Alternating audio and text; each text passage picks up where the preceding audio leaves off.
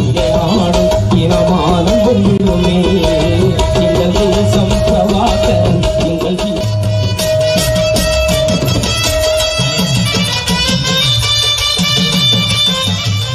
ஆறு படைவீடுகள் கொண்ட தமிழ் பாட்டன் முருகனை போல் ஆறு படைகட்டி எம் குடிகாத்த எம் இனத்தின் ஒப்பற்ற தலைவன் பெருமாவீரன் மேதகவே பிரபாகரன் அவர்கள் இருக்கும் திசை நோக்கி என் புரட்சிகர வணக்கத்தை உறுதியாக்குகிறேன்.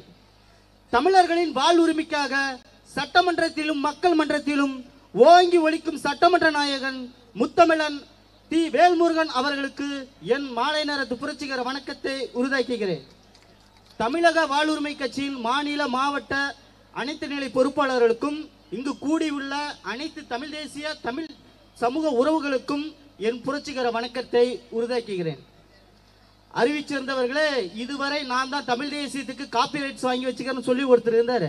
ஆனால் இந்த கூட்டம் சொல்லிருச்சு இனிமேல் தமிழ் தேசியனா அது அண்ணா வேல்முருகன் அவர்கள் தலைமையில் இருக்கிற தமிழக வாழ்வுரிமை கட்சி தான் இந்த தூய தமிழ் தேசிய அரசியலை முன்னெடுக்க போகுது அப்படிங்கிறத இந்த கூட்டம் உறுதி பண்ணிருச்சு. அறிவிச்சிருந்தவர்களே, நீங்க சிந்திச்சு பாருங்க. இப்ப தினமும் இப்ப தமிழ்நாட்டில் தினம் ஒரு கட்சி வளருதுன்னா அது நம்மளுடைய தமிழக வாழ்வுரிமை கட்சி தான். அண்ணனோட முகநூல் பக்கத்தில் போய் பாருங்க. தினமும் 500 பேர் இணைந்தார்கள், 1000 பேர் இணைந்தார்கள், 2000 பேர் இணைந்தார்கள் சொல்லி தினமும் இணைப்பு விழா நடந்துட்டு இருக்குது. அப்ப தமிழ் மக்கள் அத்தனை பேரும் முடிவு பண்ணிட்டான், அடுத்த அண்ணன் வேல்முருகன் தலைமையில் அணிவகுக்க வேண்டும் என்று தமிழ் சமூகம் முடிவு பண்ணிடுச்சு. அதனாலதான் தினம் நாள்தோறும் தமிழக வாழ்வுரிமை கட்சியில் இணைஞ்சிட்டு இருக்கிறான். இங்க சில பேர் நீங்க யோசிக்கலாம், எதுக்காக நாம தமிழக வாழ்வுரிமை கட்சியில இணையணும்னு சொல்லி. தமிழர்களின் வாழ்வுரிமை இந்த கடந்த 50-60 ஆண்டு காலமா பல இடத்துல புறக்கணிக்கிறது. இப்ப மத்திய அரசு ஒரு சட்டத்தை கொண்டாராம், ஹிந்தி மொழி படிச்சாதான் உங்களுக்கு நிதி தருவோங்கிறான். அறிவிச்சிருந்தது கூட நீங்க சிந்திச்சு பாருங்க, எதுக்கு நம்ம ஹிந்தி மொழி படிக்கணும்? ஹிந்தி படிச்சாதான் வேலை கிடைக்கும், ஹிந்தி படிச்சாதான் சோறு கிடைக்கும்னா அப்புறம் வட மாநிலத்திலிருந்து தினம் எதுக்கு தமிழ்நாட்டுக்கு வரான் வேலை தேடி? நீங்க சிந்திச்சு பாருங்க. அவன் தான் ஹிந்தி படிச்சிட்டான்ல, அப்ப அவன் நாட்டில் கல்வியிலையும் பொருளாதாரத்திலையும் வாழ்வாதாரத்திலையும் மேம்பட்டு இருக்கணும்ல, அப்புறம் எல்லாத்துக்கும் தமிழ்நாட்டுக்கு அவன் வேலை தேடி வரான். நீங்க சிந்திச்சு பாருங்க, அவன் தான் ஹிந்தி படிச்சிட்டான்ல. தமிழர்கள் நாங்க தெளிவா இருக்கிறோம், உலகத்தில் இருக்கிற எல்லா மொழியும் படிப்போம். நாங்க வாழ எங்களுக்கு தேவைன்னா ஹிந்தி மட்டும் இல்ல, எல்லா மொழியும் படிப்போம். ஆனா எங்ககிட்ட எந்த மொழியும் திணிக்காதீங்க. அதை தான் நாங்க மீண்டும் உங்ககிட்ட நாங்க சொல்லிக்கிட்டே இருக்கோம்.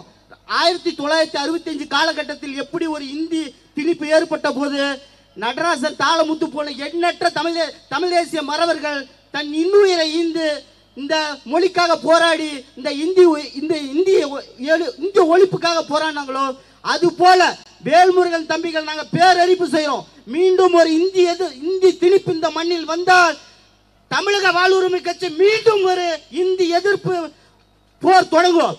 எப்படி அந்த 1965 நடைபெற்ற இந்தி எதிர்ப்பு போராட்டத்தை மையமாக வைத்து திமுக ஆட்சி அதிகாரத்துக்கு வந்ததோ, அதே போல் தமிழக வாழ்வுரிமை கட்சியும் ஆட்சி அதிகாரத்தை கைப்பற்றும். தமிழ் தேசிய பகையை முடித்து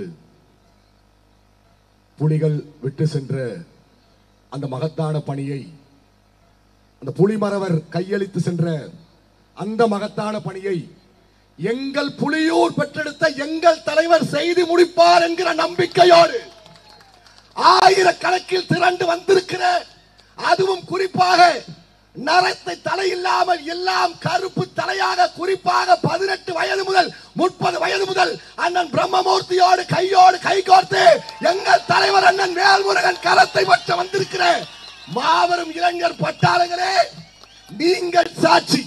நான் அதிகமாக சொல்ல விரும்பவில்லை, பேச விரும்பவில்லை. 2 மணித்துளிகள்.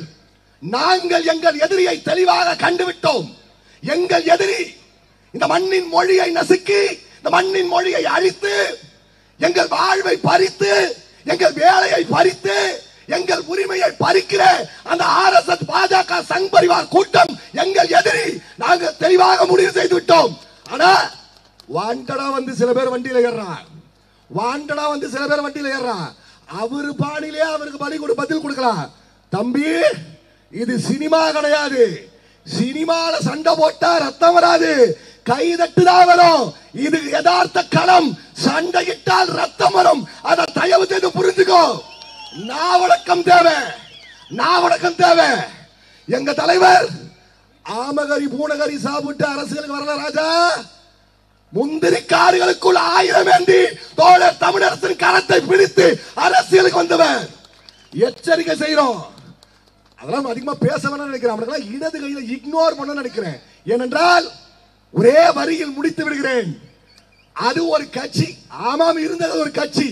அந்த கட்சியில் ரசிகர்கள் கூத்தாடியை தேடி சென்று விட்டார்கள். போராளிகள் தலைவரை தேடி வந்து விட்டார்கள். அது கட்சி அல்ல, அனாதை சவம். அவர்கள் பேசுவது விமர்சனம் அல்ல, இழவுக்கான ஒப்பாரி. நிச்சயமாக சொல்கிறோம், எங்கள் எதிரி இந்திய ஏகாதிபத்தியம். தமிழ் தேசியத்தை பேசுற நாங்க பேசுறதா தமிழ் தேசியம். நாங்க வைக்கிறதா சட்டம். நாங்கள் தான் எங்கள் உரிமைக்காக போராடுகிறோம். எங்கள் தலைவர் தான் தமிழ் தேசத்தை வழிநடத்துறாரு. நெஞ்சரத்தோட சொல்றேன். ஏன் சும்மா வந்து கதை சொல்லிக்கிட்டு AK-75 சுட்ட அதை பண்ண இதை பண்ண 10 மணி நேரம் 12 மணி நேரம் கதை அடிக்கிறது இல்ல. தமிழ்நாட்டு வரலாற்றில் ஒட்டுமொத்த தமிழ் தேசிய வரலாற்றில் தமிழ்நாட்டில் தமிழ் மொழியில் படித்து தமிழனுக்குத்தான் தமிழ்நாட்டில் வேலை என்கிற சட்டத்தை பெற்று தந்து தமிழ் தேசிய உரிமையை மீட்டு தந்தவர் எங்கள் அண்ணன் வேல்முருகனா. அந்த நெஞ்சுரம் எங்களுக்கு இருக்கிறது. அதனால சொல்றோம், இந்த இவனுக்கு எப்படி தெரியுமா, முன்னால கருப்பு சட்டை போட்டுட்டு இருப்பாங்க. ஒரு படம் பார்த்திருக்கீங்களா, ஒரு காமெடி வரும். எக்ஸ்கியூஸ் மீ, இந்த அட்ரஸ் எங்க இருக்கு அப்படின்னா வடிவேலு ஆஹா இவன் பைத்தியமாச்சேன்னு பாப்பாரு. பாத்தீங்களா, சட்டை கிழிஞ்சு தான் பாக்குறீங்க, அதெல்லாம் ஒண்ணு கிளியரிங்கன்னு பாப்பாரு. அப்புறம் அதை படிச்சுட்டு பார்த்தோன்னா வெளியில வந்து டவுசர் போட்டு இருப்பான். அந்த மாதிரி இவனுங்க கருப்பு சட்டை போட்டு இருப்பானுங்க. நம்மள நல்லா பேசுறானுங்களே, இவனுங்க தமிழ் தேசியவாதி நினைப்போம். அப்படியே திரும்பி பார்த்தா கீழே ஆரஞ்சு டவுசர் போட்டுருப்பானுங்க. அந்த ஆரஞ்சு டவுசர் பசங்க இவனுங்களுக்கெல்லாம் அதிகமா பதில் சொல்லி நேரத்தை விரையெடுக்க விரும்பவில்லை. அதனால் ஆக சிறந்த பெருமக்களே, அண்ணன் பிரம்மமூர்த்தி அவர்கள் ஒரு சரியான களத்தில் சரியான தலைவரின் கைப்பற்றி நிற்கிறார். நான் கடைசியாக ஒன்று மட்டும் சொல்கிறேன், எங்கள் அண்ணன் வேல்முருகன் அவர்கள் தன்னை நம்பி வந்த தொண்டனுக்காக எந்த எல்லைக்கும் எந்த அதிகார உச்சத்துக்கும் சென்று முட்டி மோதி தன் தொண்டனை எந்த நிலைமையும் காப்பாற்றி நிற்பவர் எங்கள் அண்ணன் வேல்முருகன். அதனால் வாருங்கள், சேர்ந்து பயணிப்போம். நன்றி, வணக்கம். எங்கள் பகைவர் எங்கோ மறைந்தார், எங்குள்ள தமிழர்கள் ஒன்றாதல் கண்டேன். இனி மாற்றம்தான் தமிழ் மக்களுக்கு, தமிழ்நாட்டு அரசியலுக்கு மாற்றம்தான், தமிழ்நாட்டு மக்களுக்கு முன்னேற்றம் தான். இனி வேல்முருகன் தான். எழுதி வச்சுக்கோங்க. ஒட்டுமொத்த தமிழ் தேசிய இனத்தினுடைய தமிழ்நாட்டினுடைய வாழ்வுரிமையை காக்குகிற இந்த அரசியல் சமரில், இந்த சண்டையில், அரசியல் சண்டை, அது சாதி கட்சிகளோட, தேசிய கட்சிகளோட, இங்கே இருக்கிற திராவிட கட்சிகளோட இந்த உரிமையை மீட்கிற போரில் அண்ணன் வேல்முருகன் கிட்டத்தட்ட ஒரு 40 ஆண்டுகள், அது பொது வாழ்வில் இருந்தாலும் கிட்டத்தட்ட 30 ஆண்டுகள் கடுமையான போராட்ட அரசியலிலே, தேர்தல் அரசியலாக இருந்தாலும் சரி, அது கள அரசியலாக இருந்தாலும் சரி, அந்த இத்தனை ஆண்டுகால போராட்டத்தில் அவர் அடுத்தடுத்த களத்தை நோக்கி நகர்ந்து கொண்டே இருக்கிறார். தமிழ் சமூகம் அவரது கரத்தை உயர்த்தி பிடிப்பதற்கான தமிழகம் முழுக்க அணிதிரண்டு கொண்டிருக்கிறது. அதை இங்கே பிரம்மமூர்த்தி சாத்தியப்படுத்தி இருக்கிறார். பிரம்மமூர்த்திக்கு இங்கே நான் ஒரு ஆண்டுக்கு முன்னாடி, ஒரு ஆண்டு 1.5 ஆண்டுகளுக்கு முன்னாடி நான் இங்கே வந்தேன். நான் சகோதரர் பிரம்மமூர்த்தியை, அண்ணன் செல்வம் அவர்கள், சகோதரர் மோகன், அண்ணன் ஐயப்பன், தம்பி தூதனூர் மணிகண்டன், நம்ம தம்பி ஆர்ச்சிகட் பிரபா, அண்ணன் நம்ம ஒன்றியம் மூர்த்தி உள்ளிட்ட ஆகியோரோடு நான் பார்த்தேன். அப்போவே பிள்ளையார் சிலை போட்டு விட்டார்கள். வாழ்வுரிமை களத்தில் தமிழினத்தின் வாழ்வுரிமையை மீட்க சகோதரர் இங்கே அவங்களை அழைச்சிட்டு வந்ததில் நான் ரொம்ப அவங்களுக்கு பெரிய வாழ்த்துக்களையும் பேரன்பையும் சொல்லிக்கிறேன். மற்றபடி இங்கே இருக்க கலந்திருக்க மக்கள், நீங்கள் முருகானந்தமா சரி, இங்கே இருக்க நிர்வாகிகள் யாராக இருந்தாலும் சரி, மேடையில் பேசுகிறவனாக இருந்தாலும் சரி, அண்ணன் பக்கத்தில் நிற்கிறவனும் சரி, நாங்களும் அண்ணன் வேல்முருகனுக்கு ஒன்று தான். அந்த கடைசியில் இருக்கே இல்லாமல் இங்கே திரையில் பார்த்துக்கிட்டு இருக்கீங்களா அண்ணன் பேசுகிறத, நீங்களும் ஒன்று தான். அவர் எல்லாரையும் சரிசமமாக வைத்து பார்ப்பவர். உங்களை இந்த கடைக்கோடி வரைக்கும் இருக்கிற உங்களில் யாருக்கு எந்த பாதிப்பு என்றாலும் உங்களுக்காக களத்தில் இருப்பவர், உங்களுக்காக பேசுபவர், மக்களுக்காக போராடுவர் என்பதை நீங்கள் மனதில் கொண்டு பெருமையாக இந்த கட்சியில் இணைந்த இடத்தை நீங்கள் பெருமை கொள்ளுங்கள். வரலாறு ஒரு சிறந்த தலைவனை நமக்கு கையளித்திருக்கிறது. நிறைய கடமைகள் இருக்கிறது. முத்தமிழனோடு பல்லாயிரக்கணக்கான இளைஞர்களை உள்ளடக்கி முத்துக்கு முத்தாக, சொத்துக்கு சொத்தாக அண்ணன் தம்பி பிறந்து வந்தோம் என்கின்ற எனதருமை கொங்கு மண்டலத்தினுடைய தளபதி பிரம்மமூர்த்தி அவருடைய தலைமையில் இணைகின்ற உங்களை நான் மனதார வரவேற்கிறேன். என்னோடு சேர்த்து எங்கள் தகப்பனார் திருநாவுக்கரசு படையாச்சிற்கு 6 பேர், ஆனால் இப்பொழுது 12 பேர். எங்கள் அண்ணன் வேல்முருகனுக்கு 12 பேர். இந்த பிரம்மமூர்த்தியினுடைய தம்பிகள் எங்களுக்கு உறுதுணையாக இருக்க வேண்டும். அவரை நம்பி நீங்கள் வந்திருக்கின்றவர்கள் பிரம்மமூர்த்தியை இந்த சட்டமன்ற தொகுதியிலோ இல்லை நாடாளுமன்ற தொகுதியிலோ இல்லை வேறு ஏதோ பொறுப்பிலே கொண்டு வருவதற்கு உங்களுடைய கையில் தான் இருக்கிறது. என்னை பொறுத்தவரையில் நான் விசாரித்த வரையில் 100 பேருக்கு மேல் வழக்கறிஞர்களாக படிக்க வைத்திருக்கின்றார். இந்த பகுதியில் இருக்கிற அனைத்து கிராம பகுதிகளில் ஒடுக்கப்பட்ட, தாழ்த்தப்பட்ட, பிற்படுத்தப்பட்ட ஏனைய சமூக மக்களுக்கு கல்வி அறிவிலே படிக்க வேண்டும் என்பதற்காக தன்னுடைய இளம் வயதில் மிக சிறந்த ஒரு சமூக சேவகராக இருந்திருக்கின்ற பிரம்மமூர்த்திகளுடைய வாழ்த்துக்களும் பாராட்டுகளும். பிரம்மமூர்த்தி உட்பட 5 பிள்ளைகளை பெற்றெடுத்த அவங்களுடைய தாய் தந்தையருக்கு என் மனமார்ந்த வணக்கம். பிரம்மமூர்த்தி அப்பா பட்டியலின மக்களுக்காக 600 பேருக்கு பட்டா வாங்கி கொடுத்த ஒரு மகத்தான மாமனிதன். இது சாதாரண நினைக்க முடியாது. அரச பயங்கரவாதத்திற்கும் முதலாளித்துவத்திற்கும் எதிராக நின்று தன் வேறு ஒரு சமூகமாக இருந்தாலும் இங்க இருக்கிற ஒடுக்கப்பட்ட, பிற்படுத்தப்பட்ட, தாழ்த்தப்பட்ட சமூக மக்களுக்கு 600 பேருக்கு பட்டா வாங்கி கொடுத்துருக்கான சாதாரண விஷயமா? நல்லா நினைச்சு பாருங்க. அந்த வழிதான் தம்பி பிரம்மமூர்த்தி இன்றைக்கு வேல்முருகன் என்ற ஒரு மகத்தான தலைவரோடு இணைந்திருக்கிறார். தம்பி மாரிமுத்து சொன்னான், வேல்முருகனை நம்பியோர் கைவிடப்படார் என்பது. நான் உதாரணத்துக்கு சில மட்டும் சொல்லுகிறேன். தம்பி அழகரசன் இங்கே பேசினார். நம்முடைய சேலம் உருக்காலைக்கு நம்முடைய பாட்டனார், முப்பாட்டனார் வெறும் 6000க்கும் 5000க்கும் 10,000க்கும் அன்றைய ஆட்சியாளர்கள் விரட்டி வாங்கி கொடுத்த நம்முடைய பூமி இன்று சேலம் உருக்காலை RS பார்ப்பன பயங்கரவாதிகளுடைய சூழ்ச்சியால் இந்தியா உருக்காலை. நமக்கெல்லாம் சூடு சுரணை வெக்கமான இருக்கும்ல. நம்முடைய மண்ணு சேலம் உருக்காலை நம்முடையது. நம் மக்கள் கொடுத்த மண்ணு. அதுல வந்திருக்கிற சேலம் உருக்காலையில வடநாட்டுக்காரன் வேலை செய்யறான். இன்னைக்கு இங்க பாருங்க, விசைத்தறி நகரம். எல்லா சமூக மக்களும் விசைத்தறியிலே இளம்பிள்ளைப்பட்டை உலகுக்கு அறிமுகம் செய்து வைத்தார்கள். ஆனால் இன்று அந்த விசைத்தறியுடைய நிலை என்ன? வடநாட்டுக்காரனுடைய இன்னைக்கு எல்லா இடத்திலும் சூரத் சாரி.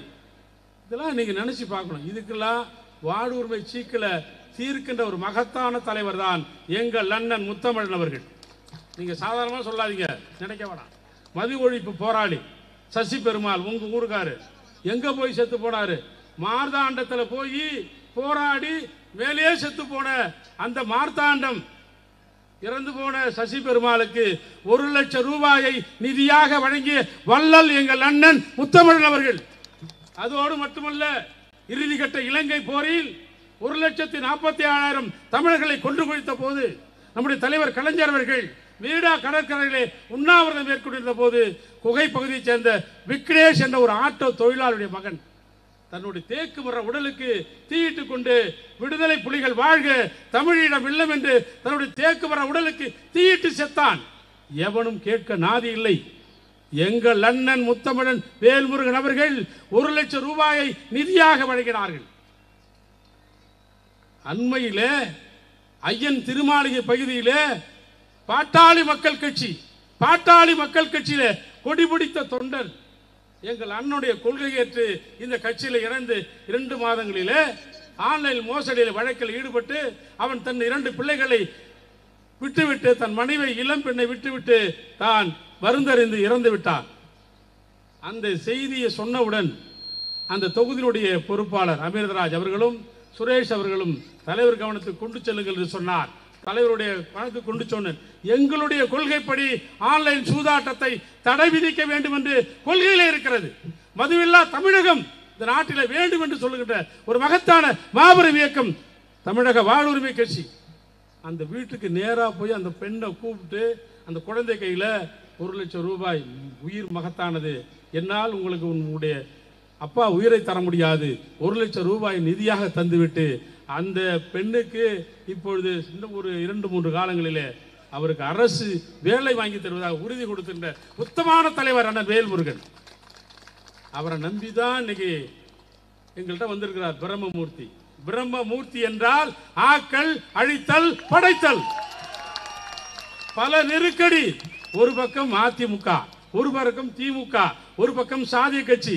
இவ்வளவு இருக்கிறையில் காவல்துறை உதவியோடு, காவல்துறை உயர் அதிகாரிகள் உதவியோடு இந்த கூட்டத்தை பிரம்மாண்டமாக நடத்தி கொண்டிருக்கிறோம்.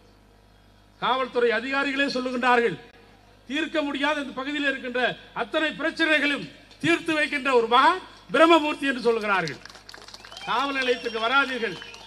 நீண்ட நாள் தொடுக்கப்பட்ட சிவில் வழக்குகளை நீங்கள் நீதிமன்றத்திற்கு நம்பாதீர்கள், காவல்துறையை நம்ப வேண்டாம், தம்பி பிரம்மமூர்த்தியிடம் போங்கள், பிரம்மமூர்த்தி உங்களுக்கு தீர்த்து வைப்பார் என்று சொன்னார். ஆனால் எந்த வழிபறியிலும் பிரம்மமூர்த்தி ஈடுபட்டதில்லை, எந்த பாலியல் குற்றச்சாட்டிலும் பிரம்மமூர்த்தி ஈடுபட்டதில்லை, எவருடைய சொத்தையும் அகப்பறித்து அடிபட்டது பிரம்மமூர்த்தி இல்லை.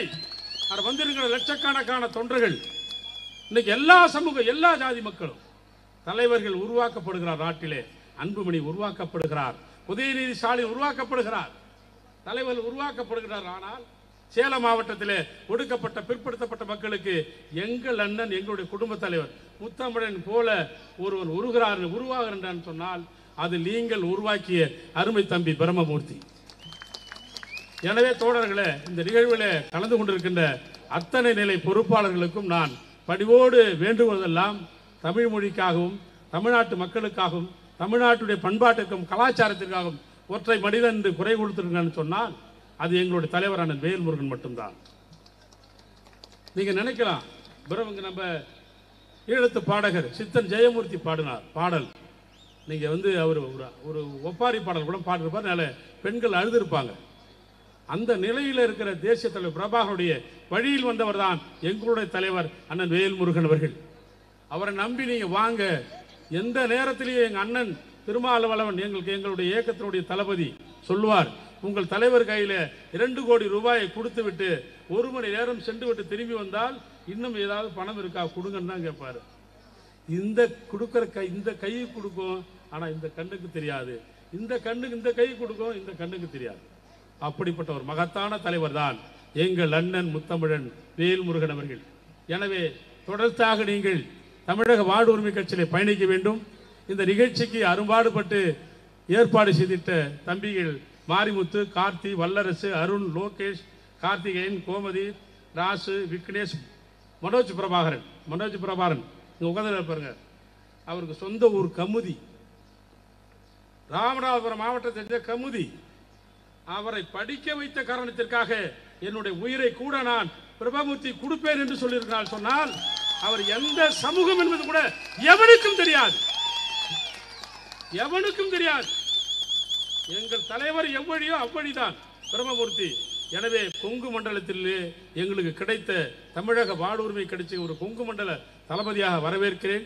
உங்களை நாங்கள் என்றும் மனதார வரவேற்போம், பாடுபடுவோம், நாம் ஒன்றிணைப்போம். இந்த இயக்கத்திற்கான முயற்சியை நீங்கள் வெற்றிடுங்கள். தலைவர் உங்களுக்கு உறுதுணையாக இருப்பார் என்று கூறி அனைவரையும் வருக வருக என்று பேசி அமர்கிறேன். நன்றி, வணக்கம். ஒரே ஒரு நிகழ்வு, புலிப்பார்வை அப்படின்ற ஒரு யூடியூப் சேனலை அழகரசன் கிட்டத்தட்ட 1 லட்சம் ஃபாலோவர்ஸ் வச்சிருக்காரு. அந்த சேனலுடைய திறப்பு விழா.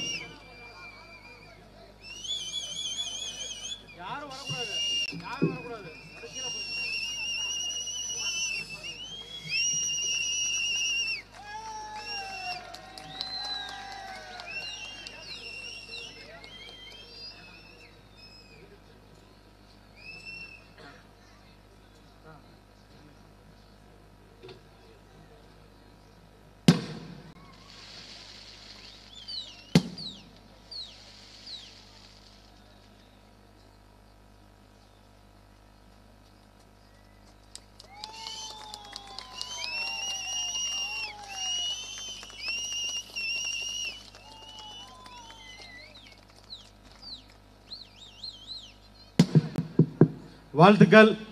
அடுத்ததாக பிரம்மமூர்த்தி அவர்கள் அண்ணன் முத்தமிழன் வேல்முருகன் அவர்களுக்கு தமிழ்நாட்டிலேயே எந்த ஒரு தலைவருக்கும் கொடுக்காத ஒரு மாபெரும் ஒரு பொக்கிஷமான ஒரு நிகழ்வை அண்ணன் செய்ய போறார்.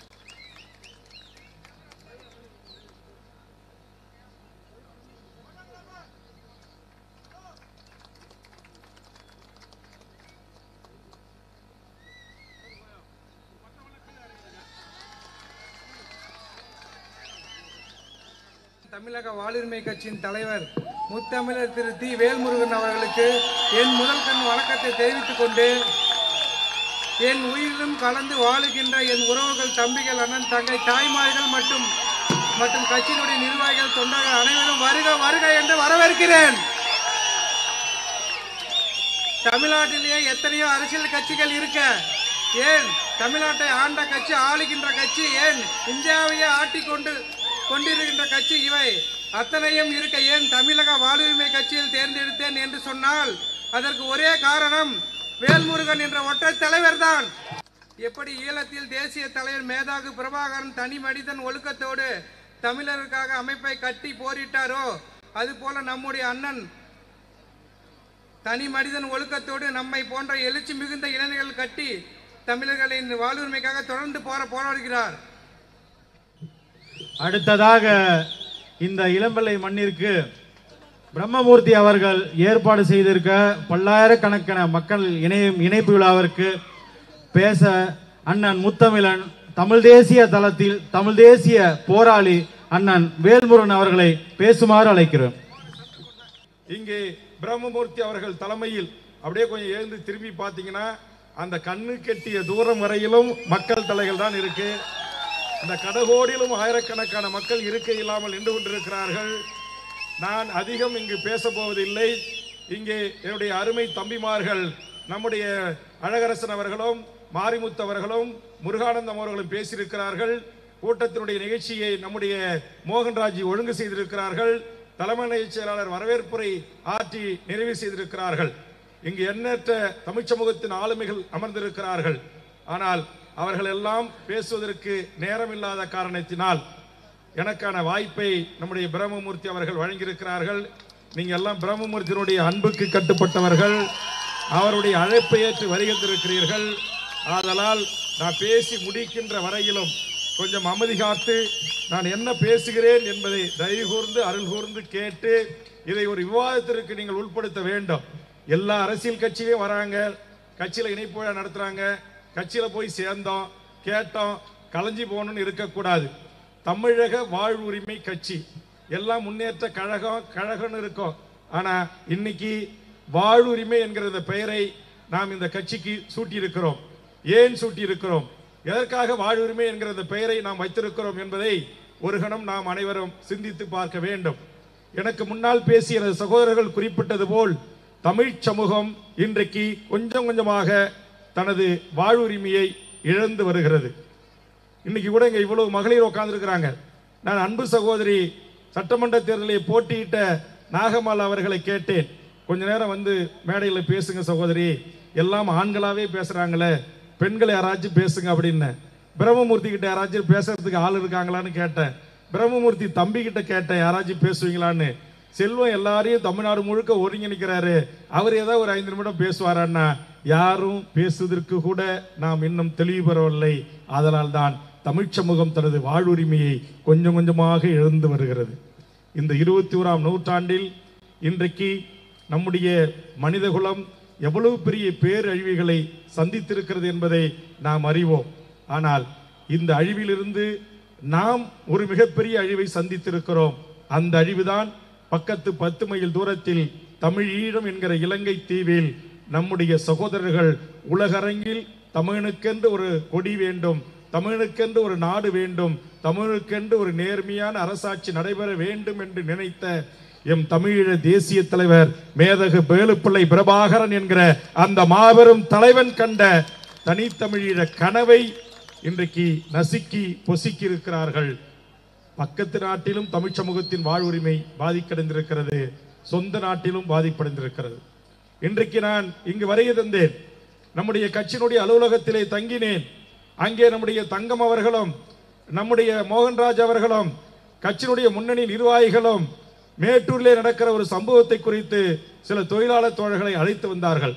2000 பேர் மேட்டூர் அனல் நிலையத்திலே அந்த மண்ணின் பூர்வீக குடி மக்கள், மேட்டூரை சுத்தி வாழ்கின்ற தமிழ் மக்கள், அவன் எந்த சாதியோ எந்த மதமோ எந்த கட்சிக்காரனாக இருக்கட்டும், இன்றைக்கு பல நாட்களாக எங்களை நிரந்தரப்படுத்துங்கள் என்று கோரி அவன் அங்கு ஒரு போராட்டத்தை, உள்ளிருப்பு போராட்டத்தை நடத்துகிறான்.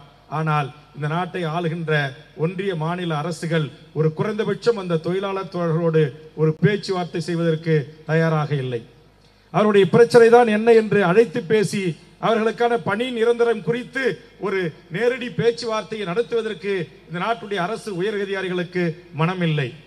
இருக்கிற அரசு துறை நிறுவனம் நம்முடைய மேட்டூர் அனல் மின் நிலையத்தில் இது என்று சொன்னால் தலாலாமா என்று சொல்லக்கூடிய ஒரு சைன நிறுவனம், ஒரு வெளிநாட்டு நிறுவனம் ஏற்கனவே அங்கு ஆயிரக்கணக்கிலே பணி செய்கின்ற தொழிலாளர் தோழர்களை அழைத்து சொல்லுகிறான், நான் உங்களை அடிமை போல் தான் நடத்துவேன், இஷ்டம் இருந்தா நீங்க வேலை செய்யுங்க, இல்லை என்றால் உங்கள் அனைவரையும் நான் டிஸ்மிஸ் செய்துவிட்டு என் நிறுவனத்தை மூட போகிறேன் என்று மிரட்டுகிறான். இது நாள் வரையிலும் அந்த தொழிலாளர் தோழர்களுக்கான வாழ்வுரிமையை பாதுகாப்பதற்கான நடவடிக்கை இந்த மண்ணிலே இல்லை. இங்கே சேலம் ஸ்டீல் பிளான்டை குறித்து சொன்னார்கள். ஒன்றிய அரசுடைய அதிகாரிகள் வட இந்தியர்களின் ஆதிக்கம் இருக்கிறது. இந்த சேலம் என்றாலே வெள்ளி கொலுசு தயாரிக்கிற இடம். இங்க இருக்கிற நகைக்கடைகளிலே இங்கு நம்முடைய முன்னோர்கள் தான் இன்றைக்கு நகைத்தொழிலை செய்து வந்தார்கள். ஆனால் இன்று நிலைமை என்ன? இன்றைக்கு கொஞ்சம் கொஞ்சமாக எல்லாவற்றையும் வடநாட்டுக்காரன் அபகரித்துக் கொள்ளுகிறான். ஒரு சின்ன கடை வச்சுக்கிறான். அந்த கடையில வந்து ஃபர்ஸ்ட் ஒரு உட்காந்து ஒரு பொட்டி கடை மாதிரி போடுறான். அடுத்த கொஞ்ச நேரத்துல வரான். அதற்கு பிறகு அதை வாடகை வாங்கினவன், அதற்கு பிறகு அதை லீஸுக்கு வாங்குறான், அதற்கு பிறகு அந்த கட்டடத்துக்கு ஓனரா மாறுறான், அதற்கு பிறகு அந்த தெருவுக்கே ஓனரா மாறுறான். அப்புறம் நாம் அவனிடத்தில் இரவு காவலராக பணி செய்கிறோம். அதற்கு பிறகு அவனிடத்திலே கார் ஓட்டிகளாக இருக்கிறோம். அதற்கு பிறகு அவனுடைய வீட்டு வேலை செய்யக்கூடியவர்களாக நம்முடைய தாய்மார்களோ தங்கைகளோ அத்தைகளோ மாமாக்களோ வேலை செய்கிறார்கள். நீங்கள் கொஞ்சம் கொஞ்சமாக தமிழ் சமூகத்தின் வாழ்வுரிமை எப்படி பாதிக்கப்படுகிறது என்பதை எண்ணி பார்க்க வேண்டும்.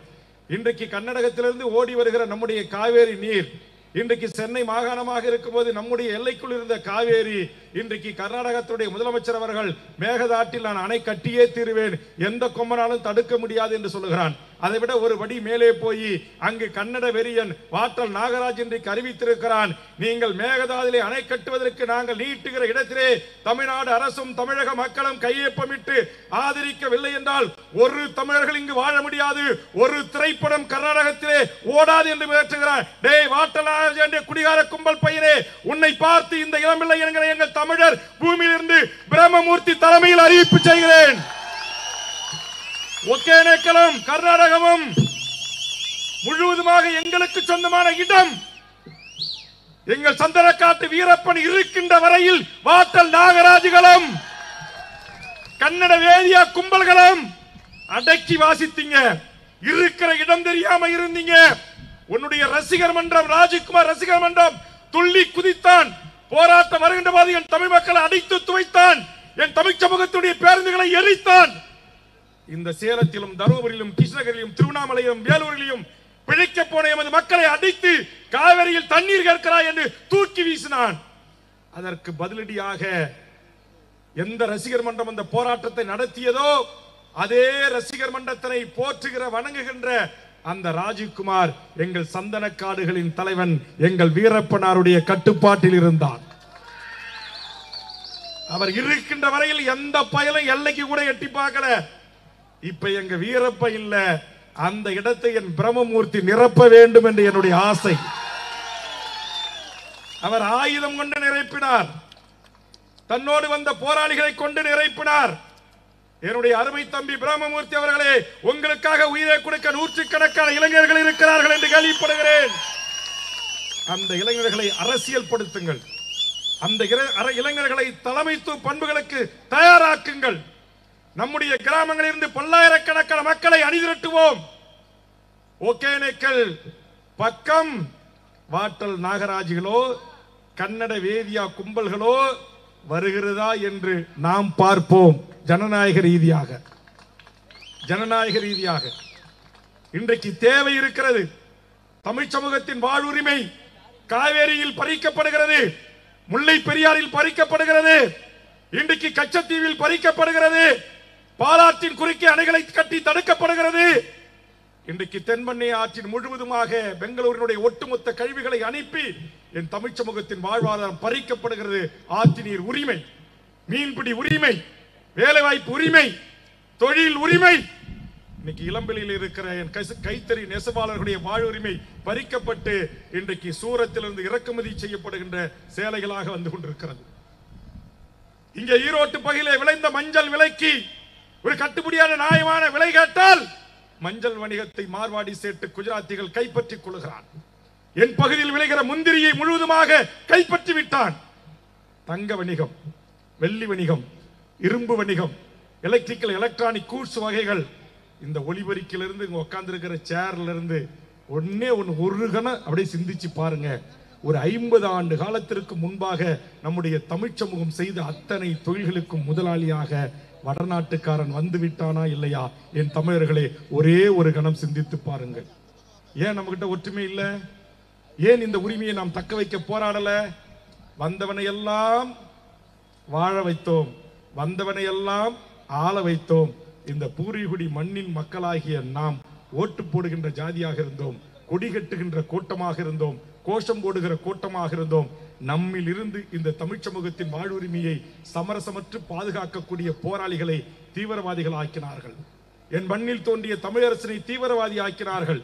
உலக பூமி பந்தில் வாழ்கின்ற 160 நாடுகளுக்கு மேல் வாடுகின்ற என் தாய் தமிழ் தொப்புள் கொடி உறவுகளின் ஒற்றை முகவரி மேதகு வேலுப்பிள்ளை பிரபாகரன் என்கிற மகத்தான மாபெரும் தலைவனை விடுதலை புலிகள் பயங்கரவாதி என்றார்கள். நான் கேட்கிறேன், எதுடா பயங்கரவாதம்?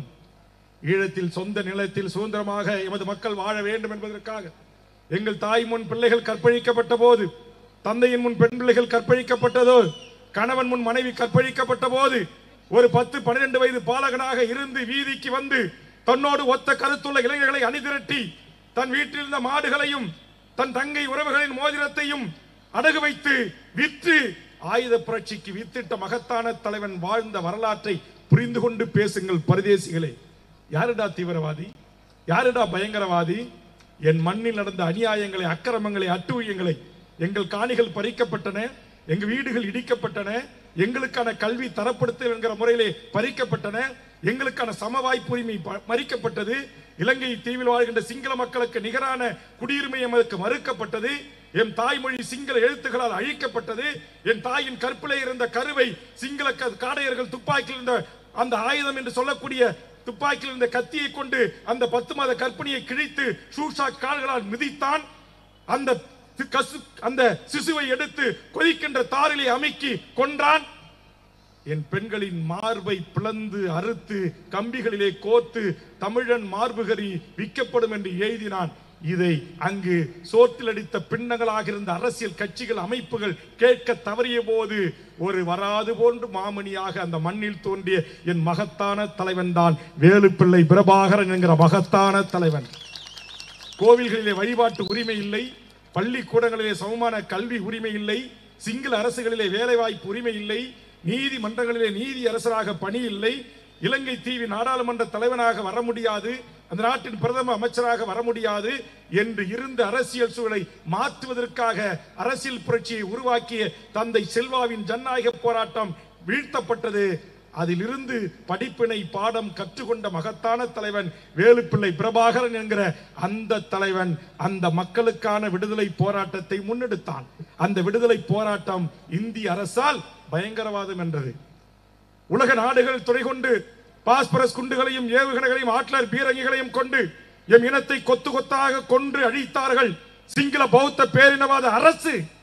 இதற்காக அங்கு போர் தொடங்கியது. நம்ம ஊர்ல கூட 4 பேர் பேசுறாங்க, ஆமா இலங்கையில பிழைக்க போனவன் போய் நாடு கேட்டா அவன் சும்மா விடுவானான்னு. இலங்கையில பிழைக்க போவலங்க, இந்திய நிலப்பரப்புக்குள் தமிழகம் இருந்தது, 12 நாடாக தமிழ்நாடு இருந்தது. அப்படி கடல்கோளால் உள்வாங்கப்பட்ட பிரிக்கப்பட்ட ஒரு பகுதிதான் இலங்கை தீவு என்கிற ஒரு நாடு. அந்த நாட்டின் பூர்வீகுடி மக்கள், மண்ணின் மைந்தர்கள் தமிழ்நாட்டோடு, தமிழ்நாட்டு அரசோடு, தமிழ்நாட்டு அரசர்களோடு ஆட்சி பரிவான முறையில் இருந்த ஒரு தீவுதான் இலங்கை தீவு. அந்த தொப்புள் கொடி உறவுகளை சிங்கள பௌத்த பேரினவாத அரசு 2ஆம் தர குடிமக்களாக்கி அடிமையாக்கி சுதந்திரமா கேட்கிறாய், தனிநாடா கேட்கிறாய் என்று அவர்களை கொத்து கொத்தாக கொலை செய்தான். கொத்து கொத்தாக பெண்களை கற்பழித்தான். அந்த கற்பழிப்பில் இருந்தும் கொலைகளில் இருந்தும் அந்த தமிழ் சமூகத்தை காப்பதற்கு வந்த மகத்தான தலைவன் தான் பிரபாகரன் என்கிற மாபெரும் தலைவன் என்பதை நாம் முதலில் உணர்ந்து கொள்ள வேண்டும். அந்த தலைவனை இன்னைக்கு 20 நாடு படை கொண்டு அழிச்சான்.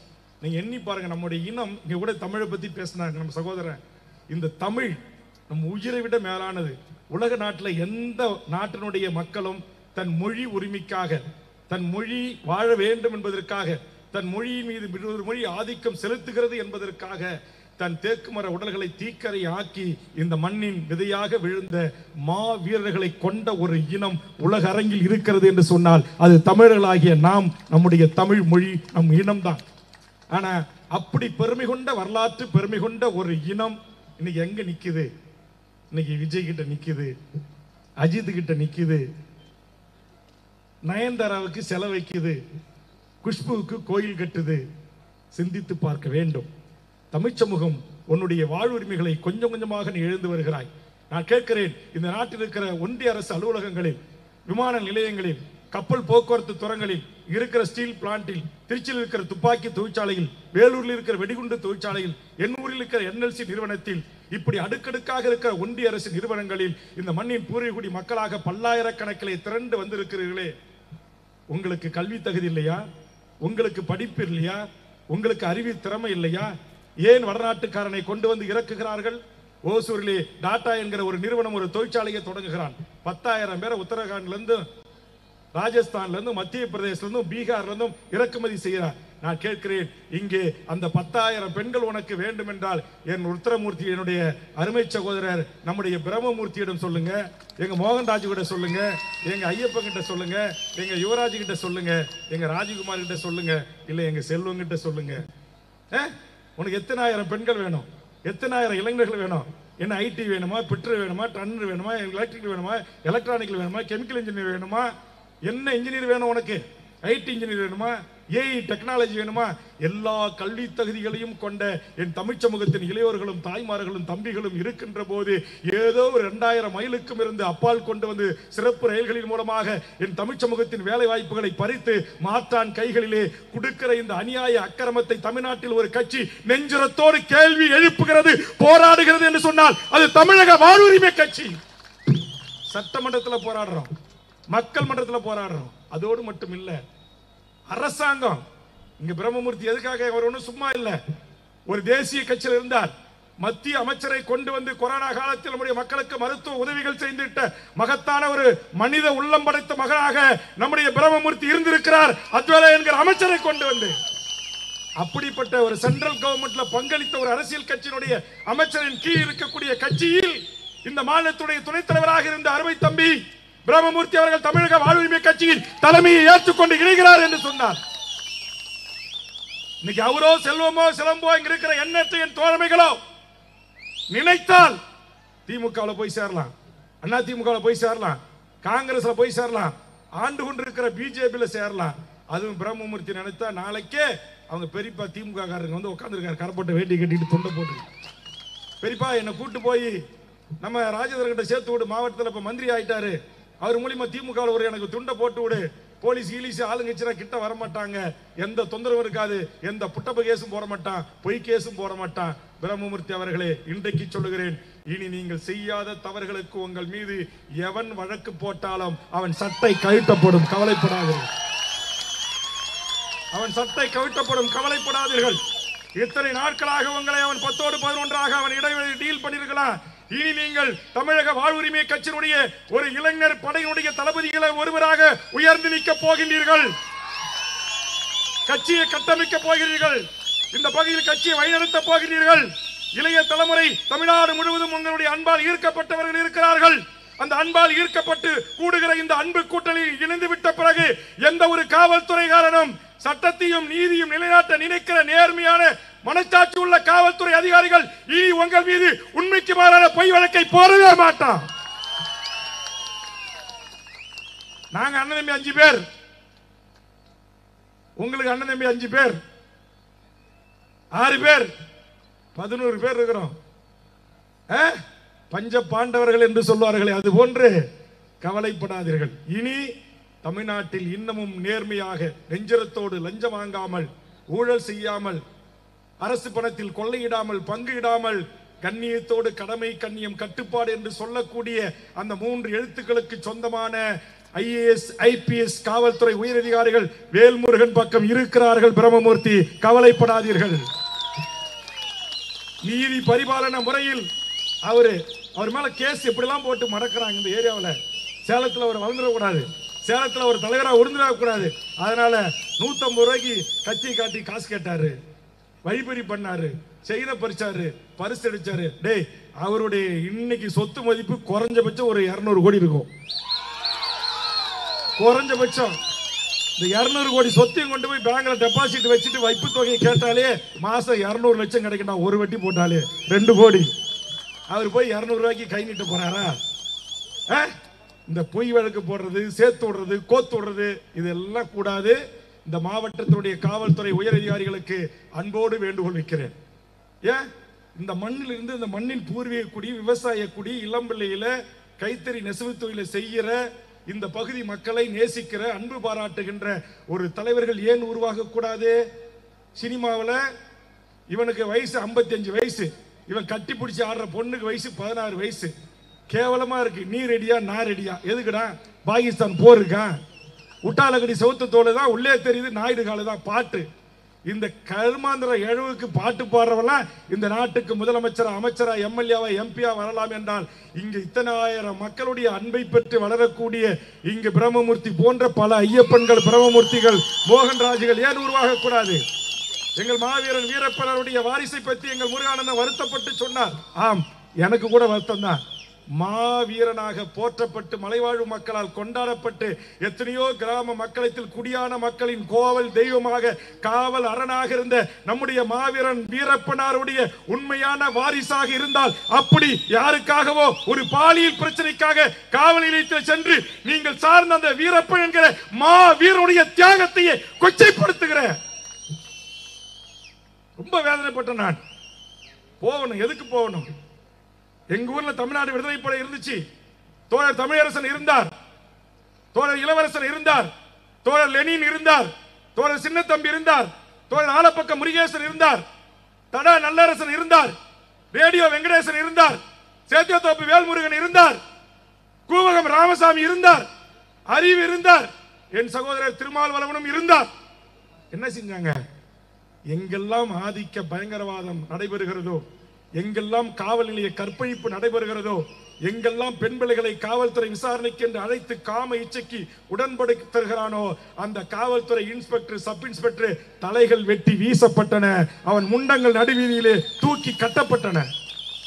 அப்படித்தான் என் மாவீரன் சந்தனக்காட்டில் வாழ்ந்த, சத்தியமங்கலம் காடையே தலைமையமாக கொண்டு இயங்கிய வீரப்பன், என் மலைவாழ் பெண்களின் கற்பையில் கை வைத்தவனே, என் தாய்மாரை தொட்டவனே, என் பெண் பிள்ளைகளை தொட்டவனை, தன்னை காட்டி கொடுக்க மறுத்தவனை கொன்ற கொடுமையான காவல்துறைக்கு சிம்ம சொப்பனமாக இருந்தான். எந்த நேர்மையான காவல்துறையும் வீரப்பன் கொல்லவில்லை. எந்த நேர்மையான காவல்துறை அதிகாரிகளுடைய குடும்பத்தின் தாலியை அறுக்கவில்லை. ஆனால் அந்த நேர்மையான வீரப்பன் வழியில் வழித்தோன்றல்கள் இன்றைக்கு எங்கிருக்கிறார்கள் என்பது தெரியும். அதுல பெரிய கொடுமை, எனக்கெல்லாம் வேதனை. அவர்கள் பட்ட துன்பத்துக்கு, துயரத்துக்கு யார் இடத்துக்கோ போய் உதவி கேட்டது. அக்கா முத்துலட்சுமி எவனும் உள்ள சேர்க்கவில்லை. இந்த 2 பிள்ளைகளும் படிப்பு செலவுக்கு உதவி, முத்துலட்சுமியை கர்நாடகா சிறையிலிருந்து வெளியே எடுப்பதற்கு உதவி, ஆதரவு கரம் நீட்டியவன் வேல்முருகன் ஆகிய நான் தான். ஆனால் பாவம், இன்னைக்கு பல பேருக்கு நன்றினா எந்த ஊர்ல எத்தனை கிலோவுக்கு விற்கிதுன்றாங்க. முத்துலட்சுமியுடைய மகள்கள் உண்மையிலே இருக்கணும்னா யாருக்கிட்ட இருக்கணும்னா தமிழக வாழ்வுரிமை கட்சியில் இருக்கணும். அந்த நன்றிக்கு தான் முத்துலட்சுமியினுடைய நம்முடைய வீரப்பனாருடைய மனைவி முத்துலட்சுமி அக்கா நம்ம கூட இருக்கிறாங்க. அவங்கள கூட முறையா பணி செய்ய விடாம பல மன உளைச்சல்களை, சிதைவுகளை உருவாக்குது. வீரப்பனுடைய மகனா இருந்துகிட்டு போய் பிஜேபியில் நிக்குது. வீரப்பன் எல்லா ஜாதி மக்களுக்கும், கிறிஸ்துவர், முஸ்லீம், இந்துக்கள் எல்லா மக்களுக்கும் ஒரு காவலரனாக இருந்தார். எல்லை காத்த வீரனாக இருந்தார். கர்நாடகாவின் எல்லை பாதுகாப்பு படை தளபதியாக இருந்தார். முப்படைகள் தளபதி போல் தன்னோடு வந்த வீரர்களை வைத்துக் கொண்டு அநியாயம், அக்கிரமம் செய்த அரசு உயரதிகாரிகளுக்கு அவருடைய நீதிமன்றத்தில் தண்டனை கொடுத்தார். தோழர் தமிழரசன் அழித்தொழிப்பில் வேலையை செய்தார், இவர் துப்பாக்கி முனையில் வேலையை செய்தார்.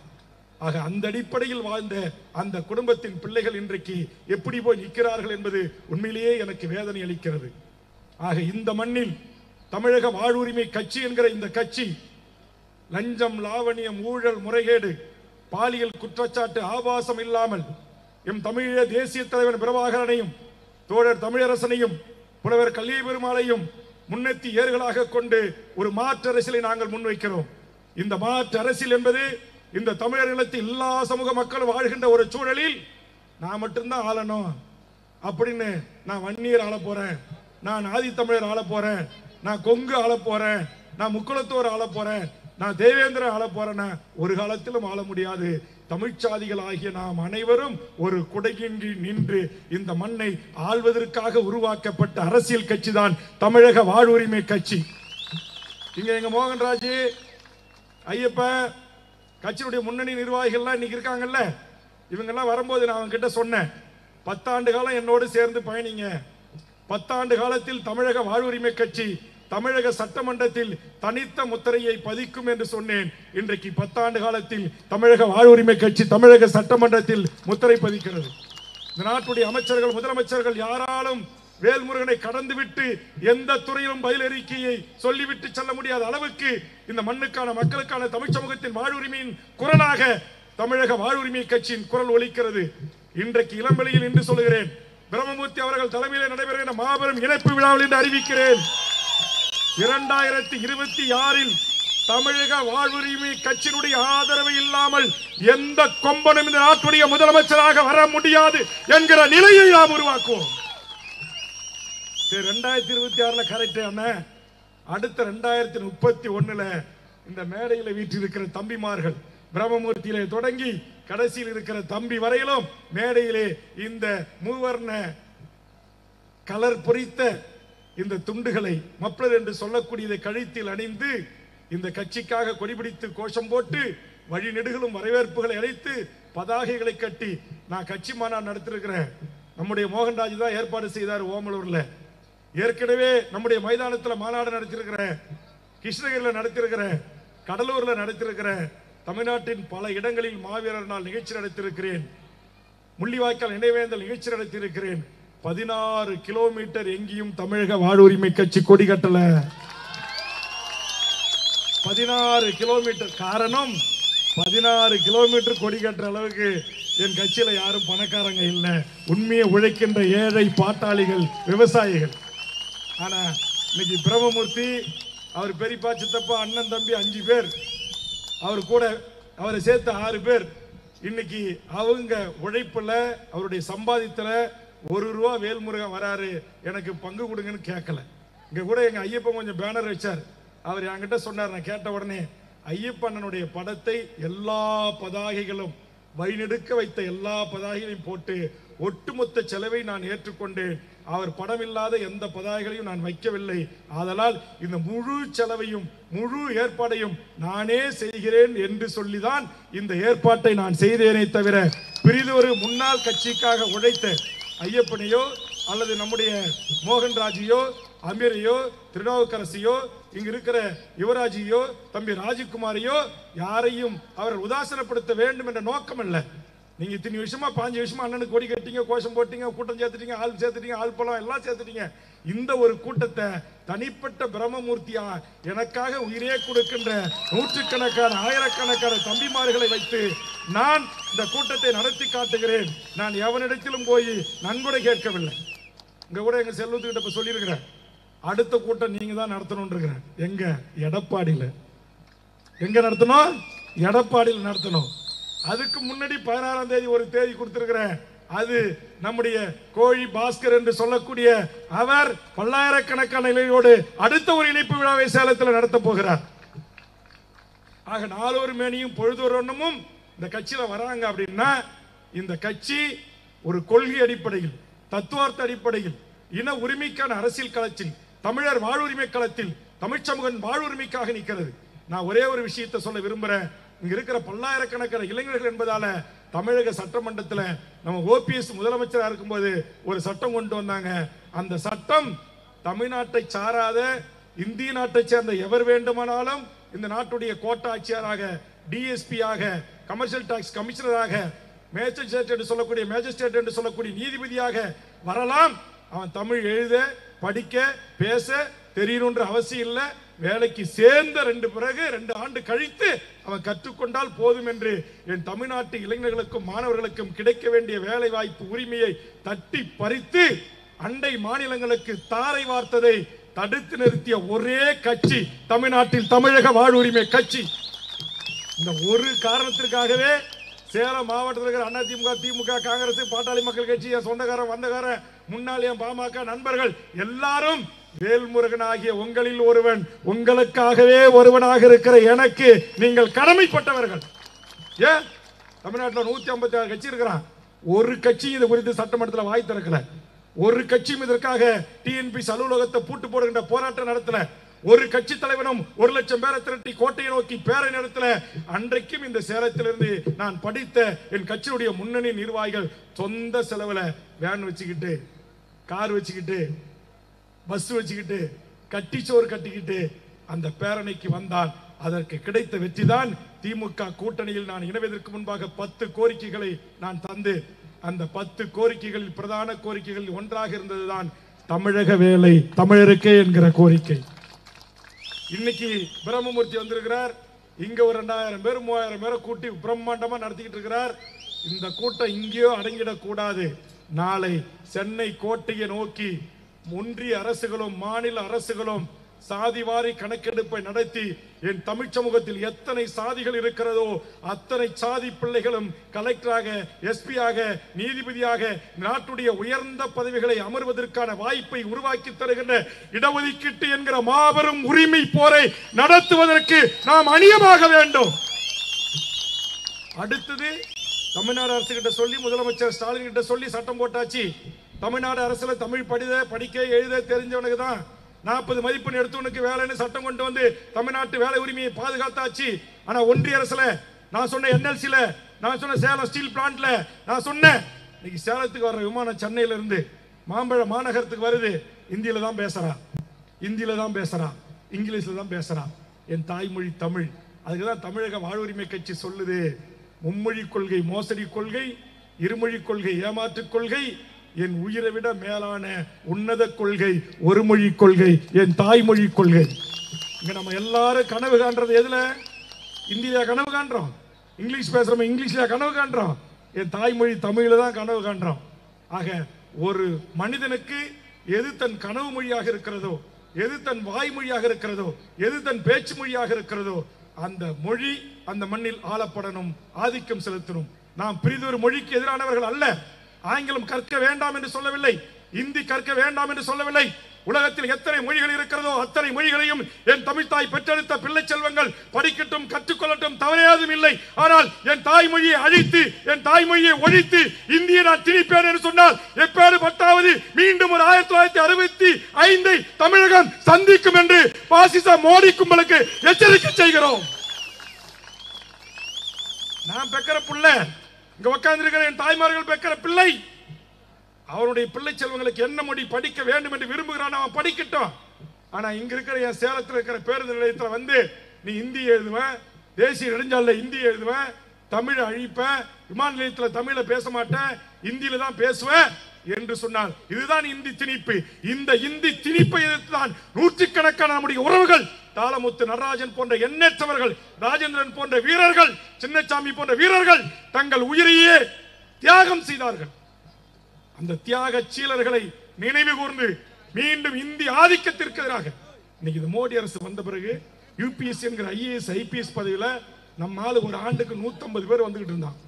இந்த மோடி அந்த கல்விக் கொள்கையை மாற்றம் செய்து UPSC தேர்வு முறையிலே மாற்றம் செய்து இன்னைக்கு வெறும் 35 பேர் 40 பேர் தான். எவ்வளவு பெரிய அநியாயம், எவ்வளவு பெரிய அக்கிரமம்.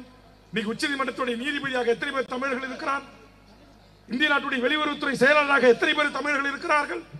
இந்திய நாட்டுடைய தூதராக எத்தனை பேர் தமிழர்கள் இருக்கிறார்கள்?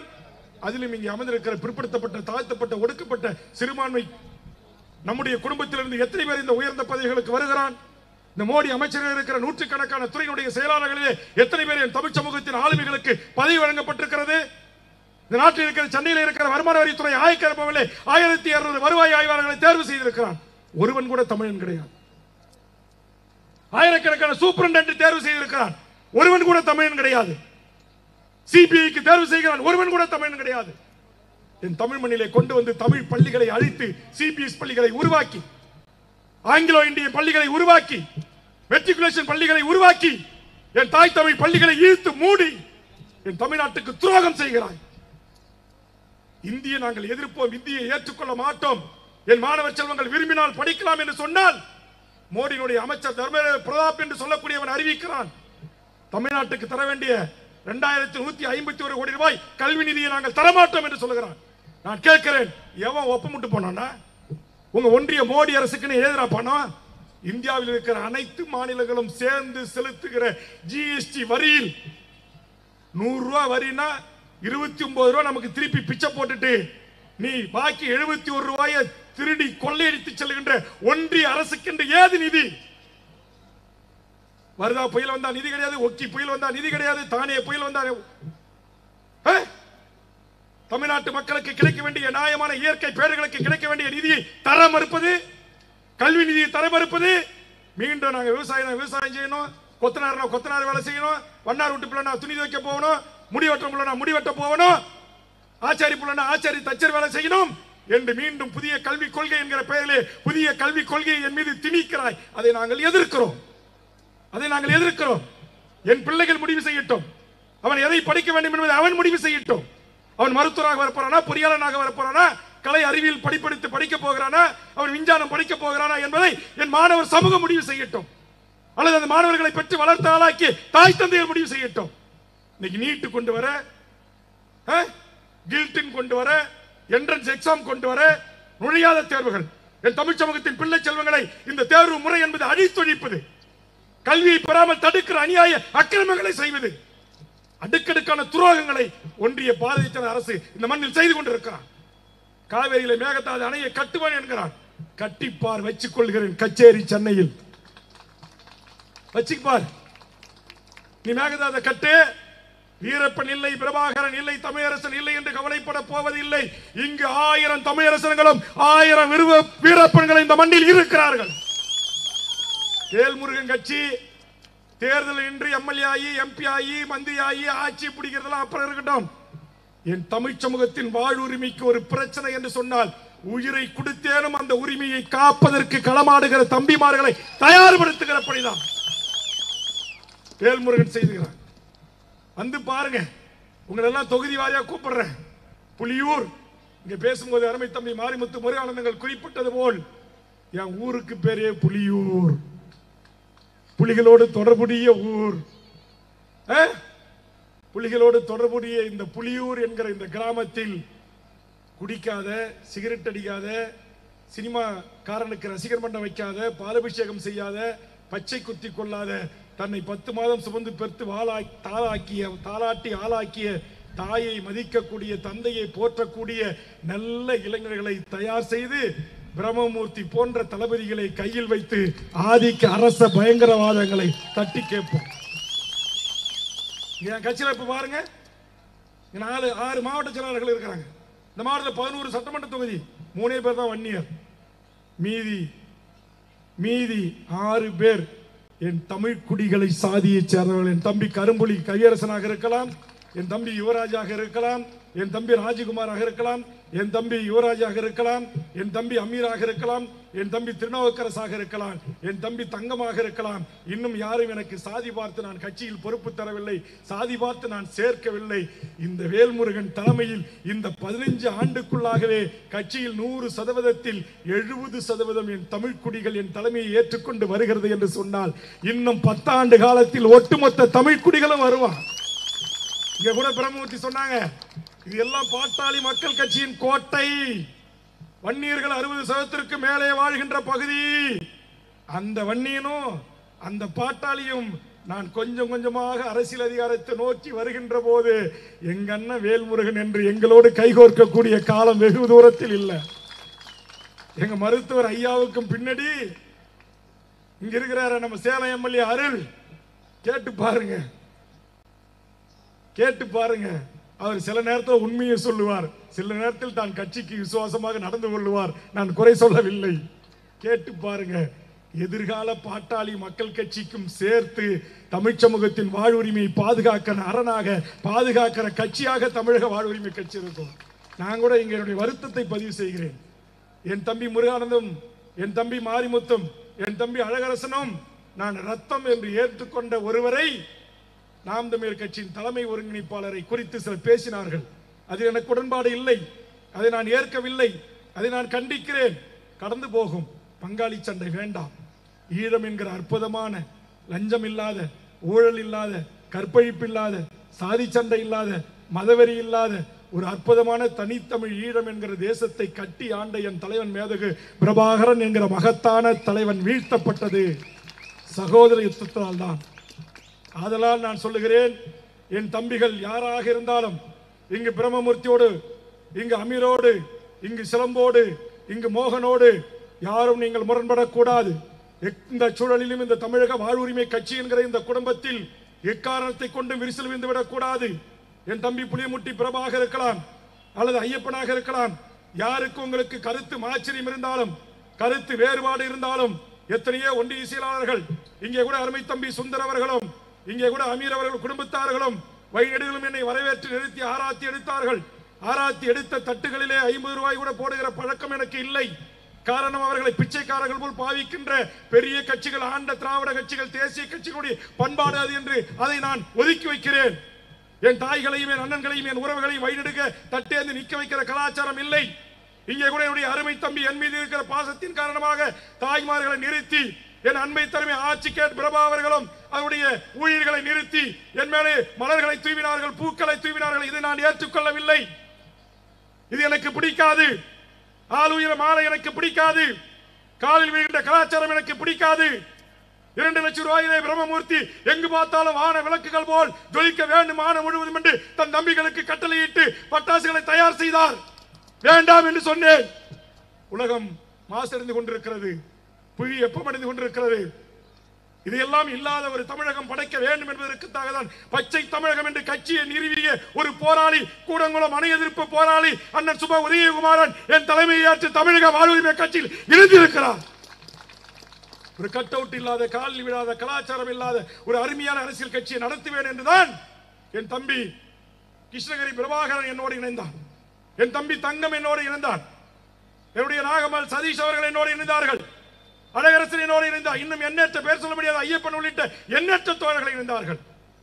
தமிழர் ஒருங்கிணைப்பு குழு என்று ஒரு மாற்று அரசியலை முன்வைப்பதற்காக தோன்றிய இயக்கம் தோழர் வெற்றிக்குமாரன், தோழர் ஜெகதீஷ் பாண்டியன், தோழர் அண்ணன் தனசேகரன், தோழர் புயந்தி மாறன், தோழர் தியாகராஜன், வழக்கறிஞர் திருச்சி பிரபு போன்ற தமிழீழ தேசிய தலைவரை தலைவராக ஏற்றுக்கொண்டு எந்த நேரத்திலும் தனித்தமிழ் ஈழ விடுதலைக்காக, விடுதலை புலிகளுக்காக எந்த தியாகத்தையும் செய்வேன் என்று சொல்லக்கூடிய இந்த தம்பிமார்கள் எல்லாம் வேல்முருகன் தலைமையை ஏற்று இணைந்திருக்கிறார்கள் என்று சொன்னார். இது திமுக மாதிரி காலில் விழுற கட்சி, இது அண்ணா திமுக மாதிரி 100 ரூபாய் 200 ரூபாய் கூட்டு வந்து உட்கார வைக்கிற கட்சி அப்படி என்று வரவில்லை. இங்கே என் அருமை சகோதரி நாகம்மாள் வந்திருக்கிறார். ஒரு பெண்ணாக தானும் தன் கணவரும் தன் பிள்ளையும் குழந்தையும் வீடு வீடாக சென்று துண்டு சீட்டுகளை விநியோகம் செய்து வீதிகளிலே தாங்களாவிய சுவரொட்டிகளை ஒட்டி மக்கள் கைகளை பிடித்து ஒரு மாற்று அரசியலுக்கு என்னை தேர்ந்தெடுங்கள் என்று கேட்ட கரங்கள் என் கரங்களை பிடித்திருக்கிறார்கள். அப்படிப்பட்ட அப்பேற்கற்ற தன் சொத்து பத்து நில பலம் எல்லாவற்றையும் வித்து தமிழ் தேசிய அரசியலுக்காக தன் குடும்பத்தை அழித்துக் கொண்டவர்கள் என்னை நம்பி வந்திருக்கிறார்கள். என் தம்பி முருகானந்தன் இங்கே சூளுரைத்தானே, 3-4 பேக்கரி, காரு வசதி வாய்ப்பு, நல்ல குடும்பம், எல்லாவற்றையும் அவன் ஏற்றுக்கொண்ட லட்சியத்திற்காக ஏற்றுக்கொண்ட உலகத்தில் எந்த தலைவனோடும் ஒப்பிட முடியாத பிரபாகரன் என்கிற மகத்தான தலைவனுக்காக நாம் தமிழில் வாழ்க்கையை பறிகொடுத்தவன். இங்கே முழங்கி என்னுடைய திருவொற்றியூர் மாரிமுத்து 7 டிராவல்ஸ் வாகனம் வைத்திருந்து கட்சி செய்தவன், நாம் தமிழ் கட்சியை வடசென்னையில் உருவாக்கியவன். இன்றைக்கு 7 இல்ல 70,000 ஒரு 2 வீலர் கூட இல்ல, எல்லாவற்றையும் வித்து அந்த கட்சிக்காக தன்னை அர்ப்பணித்தவன். இதை நேரடியாக ஒளிபரப்பு செய்து கொண்டிருக்கிற என் சகோதரன் பிரபாகரன் கலைக்கூடம் என்று நிறுவி நடத்தி கொண்டிருக்கிறாரே, மஞ்சள் சட்டை அணிந்து வீடியோ செய்து கொண்டிருக்கிறாரே, அவர் நாம் தமிழ் கட்சிக்காக உழைத்து தன் சொத்து பத்தை அத்தனையும் இழந்தவர்கள். இன்றைக்கு ஒவ்வொரு தம்பிமார்களாய் என்னை அணுகி அவர்கள் அணுகின்ற போது, இணைகின்ற போது, அவருடைய கடந்து வந்த பாதை, அவர்கள் வாழ்ந்த வாழ்க்கை, கோடிக்கு அதிபதியாக இருந்தவர்கள், பேருக்கு தகுந்த மாதிரி தங்கம் வயிறெல்லாம் உண்மையிலேயே கோடிக்காக இருந்தான். இன்னைக்கு தெருகோடியில் நின்று தெருகோடியில் நிற்கிறார்கள். தன் குடும்பத்தை இழந்து வாங்கிய பணத்திற்கு வட்டி கட்ட முடியாமல். எல்லாவற்றுக்கும் என்ன காரணம்? இங்கே மேடையிலே பிரபாகரன் பணத்தை போட்டால் இங்கே இருக்கிற அத்தனை யூடியூப், அத்தனை பேஸ்புக்கும் நேரடியாக ஒளிபரப்பு பண்ணனா ரிப்போர்ட் அடிச்சிருவான். பேஸ்புக் நிறுவனம் என்பது மேடையிலே என் தலைவன் படம் இல்லை, ஆனால் எங்கு பார்த்தாலும் என் தலைவன் பதாகிய பிரம்மமூர்த்தி வைத்தார்களே, அந்த தலைவனுக்காக இவற்றையும் செய்தார்கள். தனிப்பட்ட வேல்முருகனுக்காகவோ, தனிப்பட்ட சீமான்களுக்காகவோ, தனிப்பட்ட எந்த ஒரு அரசியல் கட்சி தலைவனுக்காகவோ அவர்கள் அந்த தியாகத்தை செய்யவில்லை, அந்த அர்ப்பணிப்பை செய்யவில்லை. அப்படி சொத்து பித்துகளை விற்று கடங்காரனாக நிற்கவில்லை. தான் ஏற்றுக்கொண்ட தமிழ் தேசிய அரசியலுக்காக, தமிழீழ விடுதலைக்காக முகம் கொடுத்து நின்ற அந்த எண்ணற்ற போராளி தம்பிமார்களை அரவணைக்கிற இந்த கட்சி, அதே நேரத்தில் இந்த கட்சியை நான் கடலூர் மாவட்டத்தில் தொடங்கிய போது அது ஒரு குறுகிய பார்வையோடு பண்டூட்டி கட்சின்னா, கடலூர் மாவட்டத்து கட்சின்னா, விழுப்புரத்தை தாண்டலன்னா, சேலத்தை தாண்டலன்னா, இன்னைக்கு தமிழ்நாடு முழுவதும் இன்றைக்கு ஆலமரம் போல் விருது விட்டு வளர்ந்திருக்கிறது என்று சொன்னால், இந்த மாவட்டத்தில் இருக்கிற நான் பெயர் படித்த இன்னும் படிக்க முடியாத எத்தனையோ தம்பிமார்களுடைய உழைப்பு இருக்கிறது. அவர்கள் வேர்வை சிந்திருக்கிறார்கள், தியாகம் செய்திருக்கிறார்கள். இன்று கூட வயது மூப்பின் காரணமாக கட்சி ஆரம்ப கட்டத்தில் கட்டமைத்த ஜெயமோகன் போன்றவர்கள் வரவில்லை. கரேத்தே வெங்கடேசனுக்கு எந்த பொறுப்புகளும் இல்லை, தாரை செந்தில்குமாருக்கு எந்த பொறுப்பும் இல்லை, தம்பி சரவணமூர்த்திக்கு எந்த பொறுப்பும் இல்லை. ஜெயமோகன் அவர்கள் உடல்நிலையால் வர முடியவில்லை. ஆனாலும் கூட இந்த கட்சியை கட்டமைக்கின்ற போது தோளோடு தோள் நின்ற எண்ணற்ற தம்பிமார்களுடைய தியாகமும் அர்ப்பணிப்பையும் இந்த கட்சி என்றைக்கும் மறவாது. நம்ம தம்பிமாருங்க சில பேர் நினைக்கிறான், அண்ணனுக்கு இந்தாண்ட பிரம்மமூர்த்தி வந்துட்டாரு, இந்தாண்ட பிரம்மமூர்த்தி தம்பி வந்துட்டாரு, 10-20 வழக்கறிஞர்கள் வந்துட்டாங்க, செல்வம் வந்துட்டாரு, சிலம்பு வந்துட்டாரு, பாஸ்கர் வந்துட்டாரு, இன்னும் பல பிரமுகர்கள் வர இருக்கிறாங்க, நம்மளெல்லாம் அண்ணன் கைவிட்டுவாரோ என்று எல்லளவும் எல் முனை அளவு கூட உங்களுக்கு ஐயம் வரக்கூடாது. அப்படிப்பட்டவன் அல்ல உங்கள் அண்ணன். இந்த கட்சிக்காக உழைக்கிற இங்கே உட்கார்ந்து இருக்கிற என் தம்பி தமிழரசன், மாநில அமைப்புக்குழு உறுப்பினர் தொடங்கி என் தம்பி குமரவேல் வரையிலும், இங்கே இருக்கிற மாவீரன் வீரப்பனுடைய மருமகன் சபரியில் இருந்து எனக்கு தெரியும் இந்த கட்சிக்காக யார் உண்மையாக உழைக்கிறான், யார் குருதி சிந்துகிறான், யார் பசி பட்டினியா கிடக்கிறான், யார் மேம்போக்கு அரசியல் செய்கிறான், யார் சட்டப்படையில் மட்டும் படத்தை வைத்துக் கொண்டு என்கிட்ட படம் காட்டுகிறான் என்பது முதற்கொண்டு தெரிந்து புரிந்து அறிந்து நான் அரசியல் செய்கிறேன். என்னுடைய அரசியல் உண்மையான அரசியல், என்னுடைய அரசியல் நேர்மையான அரசியல். இங்கு எந்த வீண் கதைகளும் அல்ல, வீண் விளம்பரங்கள் அல்ல, வீணான மக்களை கட்டி இழுப்பதற்கு சுண்டி இழுப்பதற்கான வசனங்கள் இல்லை. நான் ஒரு முந்திரி காட்டு மண்ணில் பிறந்து வளர்ந்து உங்களை போன்ற ஒரு விவசாய குடியில் நடுத்தர குடும்பத்தில் பிறந்து வளர்ந்த ஒருவன். சாதாரண நிலையிலிருந்து நாட்டுடைய முதலமைச்சராக இருந்த கலைஞர், ஜெயலலிதா, ஸ்டாலின், ஓபிஎஸ், இபிஎஸ் என்று எல்லா தலைவர்களோடும் சமமாக உட்கார்ந்து கூட்டணி குறிச்சுகளை குறித்தும் தமிழ்நாட்டின் பிரச்சனைகளை குறித்தும் பேசக்கூடிய அளவுக்கு வளர்ந்திருக்கிறேன் என்று சொன்னால் நன்றி மறவாத எண்ணம் என் எண்ணத்தில் இருக்கிறது. ஆதலால் முன்னாள் நிர்வாகிகள் இன்னைக்கு கூட பாருங்க, அது மோகன்ராஜ் உட்பட எங்க நிர்வாகி எல்லாருக்கும் நான் அந்த நேரத்தில் கைகூப்பி நன்றி சொல்றேன்.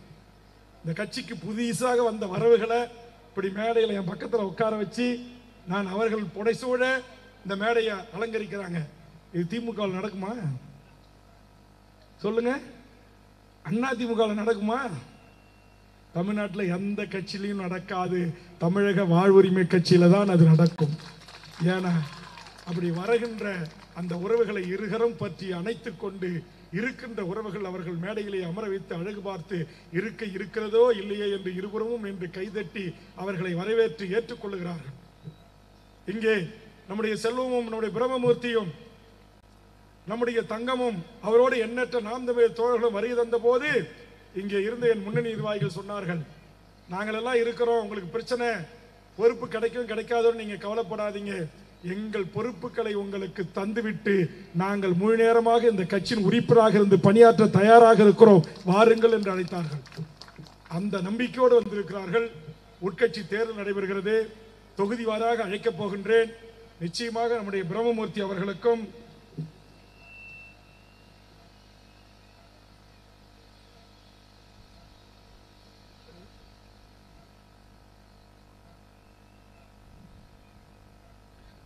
அதனால அப்படி வைக்கின்ற போது பிரம்மமூர்த்தி தலைமையிலிருந்து வந்த தோழர்களுக்கும் சரி, ஏனைய கட்சிகளிலிருந்து வந்த தோழர்களுக்கும் சரி, பல்வேறு கட்சிகளிலிருந்து வருகின்ற தோழர்களுக்கும் சரி, அவர்களுடைய மக்கள் செல்வாக்கு ஏற்ப அவர்களுக்கு இருக்கின்ற நேர்மையான ஒழுக்கமான தன்னலமற்ற கூட்டத்தினுடைய கணக்கில் எடுத்துக்கொண்டு அவர்களுக்கும் உரிய பொறுப்புகளை வழங்கி அவர்களையும் அரவணைத்து இந்த மண்ணில் நிச்சயமாக ஒரு மாற்று அரசியலை உருவாக்கி அந்த அரசியல் வெற்றிகரமான அரசியலாக, இங்க கூட பாருங்க, இங்க சேலத்துல ஒரு பகுதியில் ஒரு இணைப்பு நடக்குது.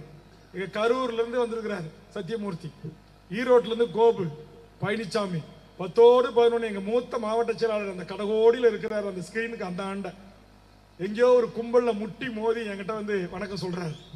இது திமுகவில் சாத்தியமா? மாவட்ட செயலாளர்களே ஒரு குறுநில மன்னர் மாரி இருப்பானா? அவ்வளவு சீக்கிரம் நம்மளை விட மாட்டான். வட்ட செயலாளர், பகுதி செயலாளரே அவர் ஒரு பெரிய தோரல தான் இருப்பாங்க. இங்க கூட நாங்க திமுக கூட்டணியில தான் இருக்கோம். திமுக துண்டு போட்டுக்கிட்டு திமுக நம்முடைய பிரம்மமூர்த்தி பெரியப்பா சித்தப்பா தான் வந்திருக்காங்க. ஆனா திமுக காரங்க இங்க பேனர் வைக்காத, அங்க பேனர் வைக்காத. யோ, இங்க இந்த கூட்டம்லாம் நாளைக்கு உன் கூட்டத்தில் இருக்கு, உனக்கு தான் ஓட்டா மாற போகுது. ஏன் அந்த புரிதல் இல்லாம இருக்கிறீங்க? இப்ப பெரிய கட்சிகளுக்கு இங்க நம்ம ஆளுங்க வளர்றான் பாருங்க, கொஞ்சம் வெள்ளையும் ஜாலையுமா பிடிக்கவே மாட்டேங்குது. வளர்ந்துடவே கூடாது. ஆண்டாண்டு காலமா இவங்களே மட்டும்தான் அதிகாரத்தில் இருக்கணும். அதிகாரம் என்ன யாருக்காச்சும் பட்டா போட்டு கொடுத்துருக்கா என்ன? அதிகாரம் அனைத்து மக்களுக்குமானது, அனைத்து எளிய மக்களுக்குமானது. அந்த எளிய கடகோடி மக்களுக்கும் அதிகாரத்தை கொண்டு போய் சேர்க்கின்ற அந்த வேலையை செய்வதற்காக தான் நாங்கள் தொடங்கியிருக்கோம். நீங்க எல்லாரும் நினைக்கிறான், என்கிட்ட சொன்ன வேல்முருகன் 6 மாசம் தாக்கு பிடிப்பாரா, பாட்டாளி கட்சியிலிருந்து வெளியேறி 6 மாசம் தாங்குவாரான்னா எங்க பாட்டாளி 6 மாசம் இல்ல, 6 வருஷம் இல்ல, இன்றைக்கு 14 ஆண்டுகளை நிறைவு செய்ய போகிறது தமிழக வாழ்வுரிமை கட்சி. நீ எண்ணி பாருங்க. எனக்கு ரொம்ப மகிழ்ச்சியா இருக்கு. உண்மையிலே ஒரு பெரிய மனநிறைவோடு இருக்கிறேன். நான் மிகப்பெரிய பேச்சாளன் கிடையாது. ஏற்ற இறக்கத்தோட வசனம் பேசி பாட்டு பாடல எனக்கு பேச தெரியாது. உள்ளொன்று வைத்து புறமொன்று எனக்கு பேச தெரியாது. யதார்த்தமான அரசியல்வாதி, யதார்த்தமான மக்களுடைய பிரச்சனைகளை உள்வாங்கக்கூடியவன், மக்களுடைய போராட்டங்களோடு சேர்ந்து நானும் போராட்ட களத்தில் நிற்கக்கூடியவன். இன்னைக்கு கூட ஆசை மேட்டூர் தொழிற்சங்கம் உள்ளூர்ல உள்ளிருப்பு போராட்டம் நடத்திட்டு இருக்காங்க, போகணுன்ற உடனே அங்கிருந்து ஒரு அதிகாரி, எந்த தலைவரும் போல நீ அங்க போய் பிரச்சனை பண்ணிட்டு வந்துடாத அப்படின்றாங்க. அப்புறம் அவங்களுக்கு அனுமதி கொடுக்க மாட்டோம், அப்புறம் அங்க பார்க்க அனுமதிக்கலன்னு சண்டை போடாத அப்படின்றாங்க. நான் சொன்னேன், நான் சண்டை போடல, அவருடைய பிரச்சனைகளை சட்டமன்றத்தில் எழுப்புகிறேன். நியாயமாக அந்த தொழிலாளர்களுக்கு ஒரு தீர்வை ஏற்படுத்தி தாருங்கள் என்று சொல்லுகிறோம்.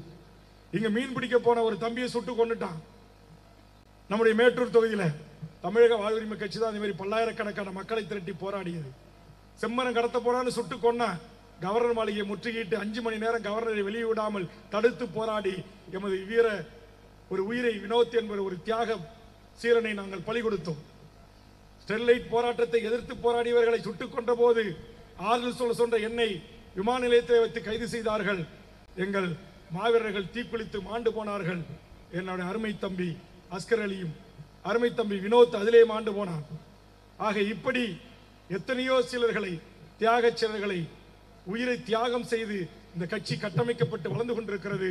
நாளொரு மேனும் பொழுதொரு வண்ணமாக.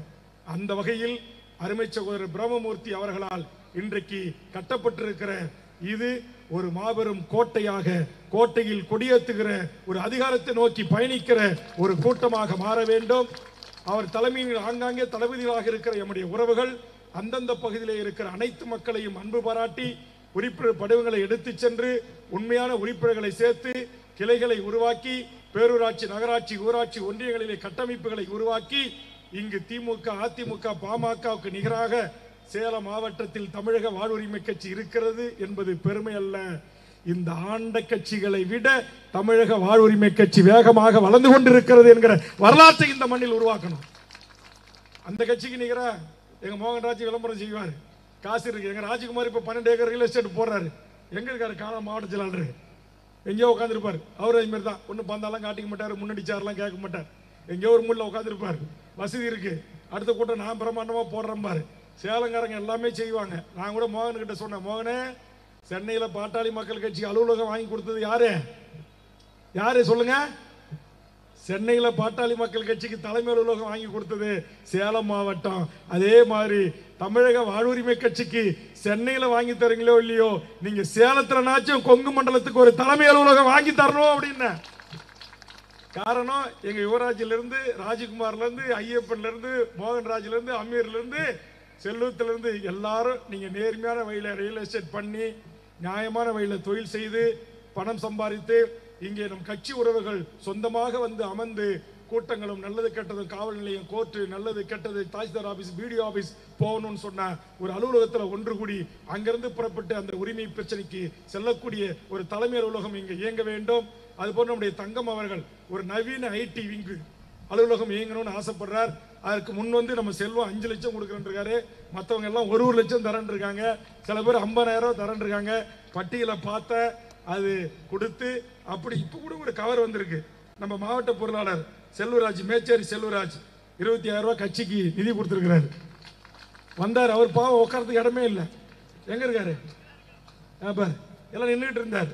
அதனால இப்ப எல்லாரும் எங்க பொறுப்பாளர்கள் எல்லாரும் இங்க நம்ம யுவராஜி, நம்ம பொறுப்பாளர் பேர் என்ன, கோவிந்தராஜ், அவர் வன்னியர் சமூகம் இல்லைங்க.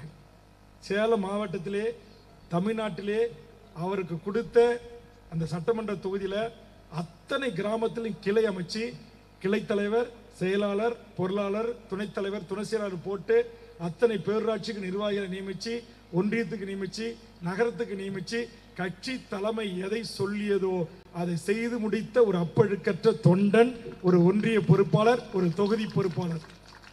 இப்படி நீங்கள் உருவாகி இந்த கட்சியை வளர்த்தெடுங்க. மற்றதெல்லாம் நான் பார்த்துக்கிறேன். போலீஸு, தாசில்தாரு, கலெக்டரு கவலையே படாதீங்க.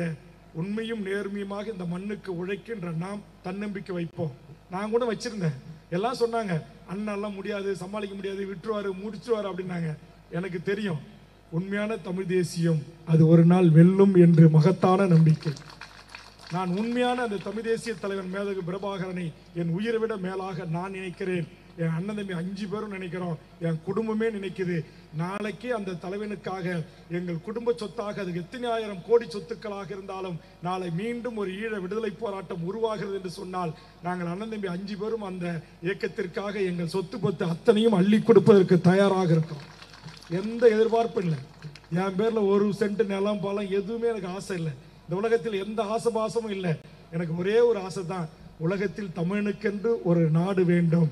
அந்த நாடு லஞ்சம் இல்லாத, லாவணியம் இல்லாத, ஊழல் இல்லாத, கற்பழிப்பு இல்லாத, கொலை கொள்ளை இல்லாத, கனிம சுரண்டல் இல்லாத, சுற்றுச்சூழல் மாசு இல்லாத, மலைகளை குடையாத, மலைகளை வெடிகுண்டு வைத்து அந்நிய மாநிலங்களுக்கு கடத்தாத ஒரு அற்புதமான ஒரு தேசம் அமைக்கப்பட வேண்டும் என்கிற ஆசை.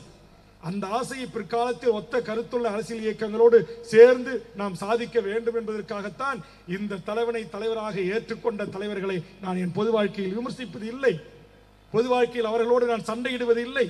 பொது வாழ்க்கையில் என் கட்சி தோழர்களோடு முகநூல் பக்கங்களிலே ஒரு தாறுமாறாக எழுதி கொள்ள அனுமதித்தது இல்லை. ஆனால் அதையெல்லாம் நான் நிதானமாக இருக்கிறேன். நான் நிதானமாக என் தொண்டர்களை வழிநடத்துகிறேன். என் 2ஆம் கட்ட தலைமைகளை வழிநடத்துகிறேன். ஆனால் மற்ற இடங்களிலே அது இல்லை. அதை அவர்களும் சீர்தூக்கி பார்க்க வேண்டும் என்கிற செய்தி இந்த நேரத்திலேயே சொல்லி, என் அருமை தம்பி, என் அருமை சகோதரன் பிரம்மமூர்த்தி இன்னைக்கு சொல்லுவாங்க, வீட்டை கட்டிப்பார், கல்யாணத்தை பண்ணிப்பார், மாநாட்டை நடத்திப்பார். 3 வேலை என் அருமை சகோதரர் பிரம்மமூர்த்தி அவர்களுக்கு இருக்கிறது. விரைவில் நம்முடைய செல்வம் போல் ஒரு பிரம்மாண்டமான வீட்டை நம்முடைய பிரம்மமூர்த்தி கட்டணும். அதை நான் திறந்து வைக்கணும். வீட்டை கட்டிப்பார். எல்லா உறவுகளும் மகிழ்ச்சி அடையணும். அவங்க தாய் தந்தை உறவுகள். அடுத்தது, அவர் இன்னும் கல்யாணம் ஆகலை, அவருக்கு ஒரு நல்ல வாழ்க்கை இணையர் கிடைக்கணும். அந்த திருமணத்தில் நம்ம இது மாதிரி பல்லாயிரக்கணக்கான மக்கள் அவரை வாழ்த்தி அந்த திருமணம் நடைபெறணும். அடுத்தது, அவருக்கு கட்சியினுடைய மாநில இளைஞரணி என்கிற ஒரு பொறுப்பாளராக அறிவித்திருக்கிறேன். அவர் மாநில இளைஞனுடைய பொறுப்புக்கு ஒரு மாநில இளைஞரணி மாநாட்டை நடத்தி பார்க்கணும், நடத்தி காட்டணும். இது 3 கடமைகளும் அவருக்கு இருக்கு. நான் சொல்றது 3 தான். அவர் என்ன சொல்றாரு, இதெல்லாம் என்ன விடுங்கண்ணே, இந்த மாதிரி இன்னும் 30 நிகழ்ச்சியை நான் நடத்துறேன், கவலையே படாதீங்கன்னு சொன்னார். என்கிட்ட கார்ல ஏறி வரகிட்ட போகுது. நான் சொன்னேன், எனக்கு எந்த ஒரு தொண்டனையும் ஒரு அளவுக்கு மீறி அவர் செலவு செய்வதை நான் ஏற்க மாட்டேன். இன்னைக்கு எப்படி குறைஞ்சது ஒரு 30-40 லட்சம் செலவாயிருக்கும். இது வேண்டாம். செலவை குறைத்து, ஆடம்பரத்தை குறைத்து, அறிவுபூர்வமாக, உணர்வுபூர்வமாக கட்டமைப்பு பணிகளிலே ஈடுபட்டு மக்கள் மனங்களை வென்று நீங்கள் மக்களை ஆளுகின்ற ஒரு இடத்திற்காக, ஒரு பேரூராட்சியின் தலைவராக, ஒரு நகராட்சியின் தலைவராக, ஒரு ஒன்றியத்தின் சேர்மனாக, ஒரு தொகுதியின் சட்டமன்ற உறுப்பினராக, உங்களுக்கு சொத்து பத்துலாம் இருக்கு, சொந்த பந்தெல்லாம் நிறைய இருக்கு. ஆளுக்கு ஒரு 10 கோடி கடனை வாங்கியாவது நாடாளுமன்றத்துக்கு போகணும், சட்டமன்றம் போகணும்னா இப்போ பல கோடி தேவைப்படுது. அதற்கு நேர்மையான முறையில் பணம் சம்பாதித்து பணத்தை பாதுகாத்து வைத்துக் கொள்ளுங்கள். நம்ம கட்சி ஓட்டுக்கு காசு கொடுத்து வாங்குற கட்சி இல்லை. ஆனால் அடிப்படை செலவு. இன்னைக்கு உங்ககிட்ட ஒரு 5000 பசங்க இருக்காங்க. 5000 பசங்க தேர்தல் காலம் 3 மாசம் ஓய்ச்சாங்கன்னா ஒரு நாளைக்கு 3 வேளை அவங்களுக்கு சாப்பாடு கொடுத்தா 5000 பேருக்கு எத்தனை கோடி செலவாகும்னு பார்த்துக்குங்க. அதுக்கு பணத்தை தயார் பண்ணுங்க. வண்டி வாகனத்துக்கு தயார் பண்ணுங்க. எதிர்காலத்தில் தமிழக வாழ்வுரிமை கட்சியில் உண்மையும் நேர்மையாக உழைக்கின்ற அப்பழுக்கற்ற இளைய தலைமுறை மாவட்ட கவுன்சிலராக, மாவட்ட பஞ்சாயத்து தலைவராக, நகர்மன்ற தலைவராக, ஒன்றிய பெருந்தலைவராக, சட்டமன்ற நாடாளுமன்ற உறுப்பினராக எல்லா பதவிகளையும் வேல்முருகன் ஒருவனே வைத்துக் கொள்ள முடியாது. யாருக்கு மக்கள் செல்வாக்கு இருக்கிறதோ, யாரு மக்கள் போற்றுகிறார்களோ, யாருக்கு மக்கள் வாக்களிக்கிறார்களோ, யாரை மக்கள் வெற்றி பெற செய்வார்களோ அது போன்ற நல்ல உள்ளங்கள் சட்டமன்றத்துக்கு சென்று குரலற்ற மக்களின் குரலாக ஒலிக்க வேண்டும். எனக்கு கூட ஒரு ஆசை இருக்கு. அது என்ன ஆசைனா, 6 முறை தேர்தலில் சந்திச்சுட்டேன், 3 முறை வெற்றி பெற்று எம்எல்ஏ ஆகிட்டேன். என் தொகுதிக்கு மட்டும் பொறியியல் கல்லூரி வாங்கல, தமிழ்நாடு முழுக்க மாவட்டத்திற்கு ஒரு இன்ஜினியரிங் கல்லூரி என்கிற திட்டத்தை கொண்டு வந்து தமிழ்நாடு முழுக்க நடைமுறைப்படுத்தியிருக்கிறேன். வேல்முருகன் ஆகிய நான் தமிழ்நாடு முழுக்க மாவட்டத்துக்கு ஒரு மருத்துவக் கல்லூரியை கொண்டு வந்து சாதித்திருக்கிறேன். இப்போது ஒரு தொகுதிக்கு ஒரு கலை அறிவியல் கல்லூரி என்கிற திட்டத்தை அறிவித்து சட்டமன்றத்தில் கோரிக்கை வைத்து மாண்புமிகு தமிழ்நாடு முதலமைச்சர் அண்ணன் தளபதி அவர்கள் கடலூருக்கு கடந்த வாரம் வருகை தந்த போது நான் கேட்ட என் மாவட்டத்தில், என் தொகுதியில் ஒரு கலை அறிவியல் கல்லூரியை அறிவித்திருக்கிறார்கள். மழைநீர் சேகரிப்பு திட்டத்தை கொண்டு வந்திருக்கிறேன். லாட்டரி சீட்டை ஒழித்திருக்கிறேன். மணல் குவாரிகளை அரசுடைமையாக்கிறேன். சுண்டல் விற்கிற குழந்தைகளுக்கு கல்வி தந்திருக்கிறேன். மெட்ரோ ரயில் திட்டத்தை அறிமுகப்படுத்தி போக்குவரத்து நெரிசலை தவிருங்கள் என்ற ஆலோசனை ஏற்றுக்கொள்ளப்பட்டு சட்டமாக்கியிருக்கிறேன். இப்படி அடுக்கடுக்காக இந்த இளம் வயதில் நான் சாதித்திருக்கிறேன். 3 முறை பதவியை அனுபவித்து விட்டேன்.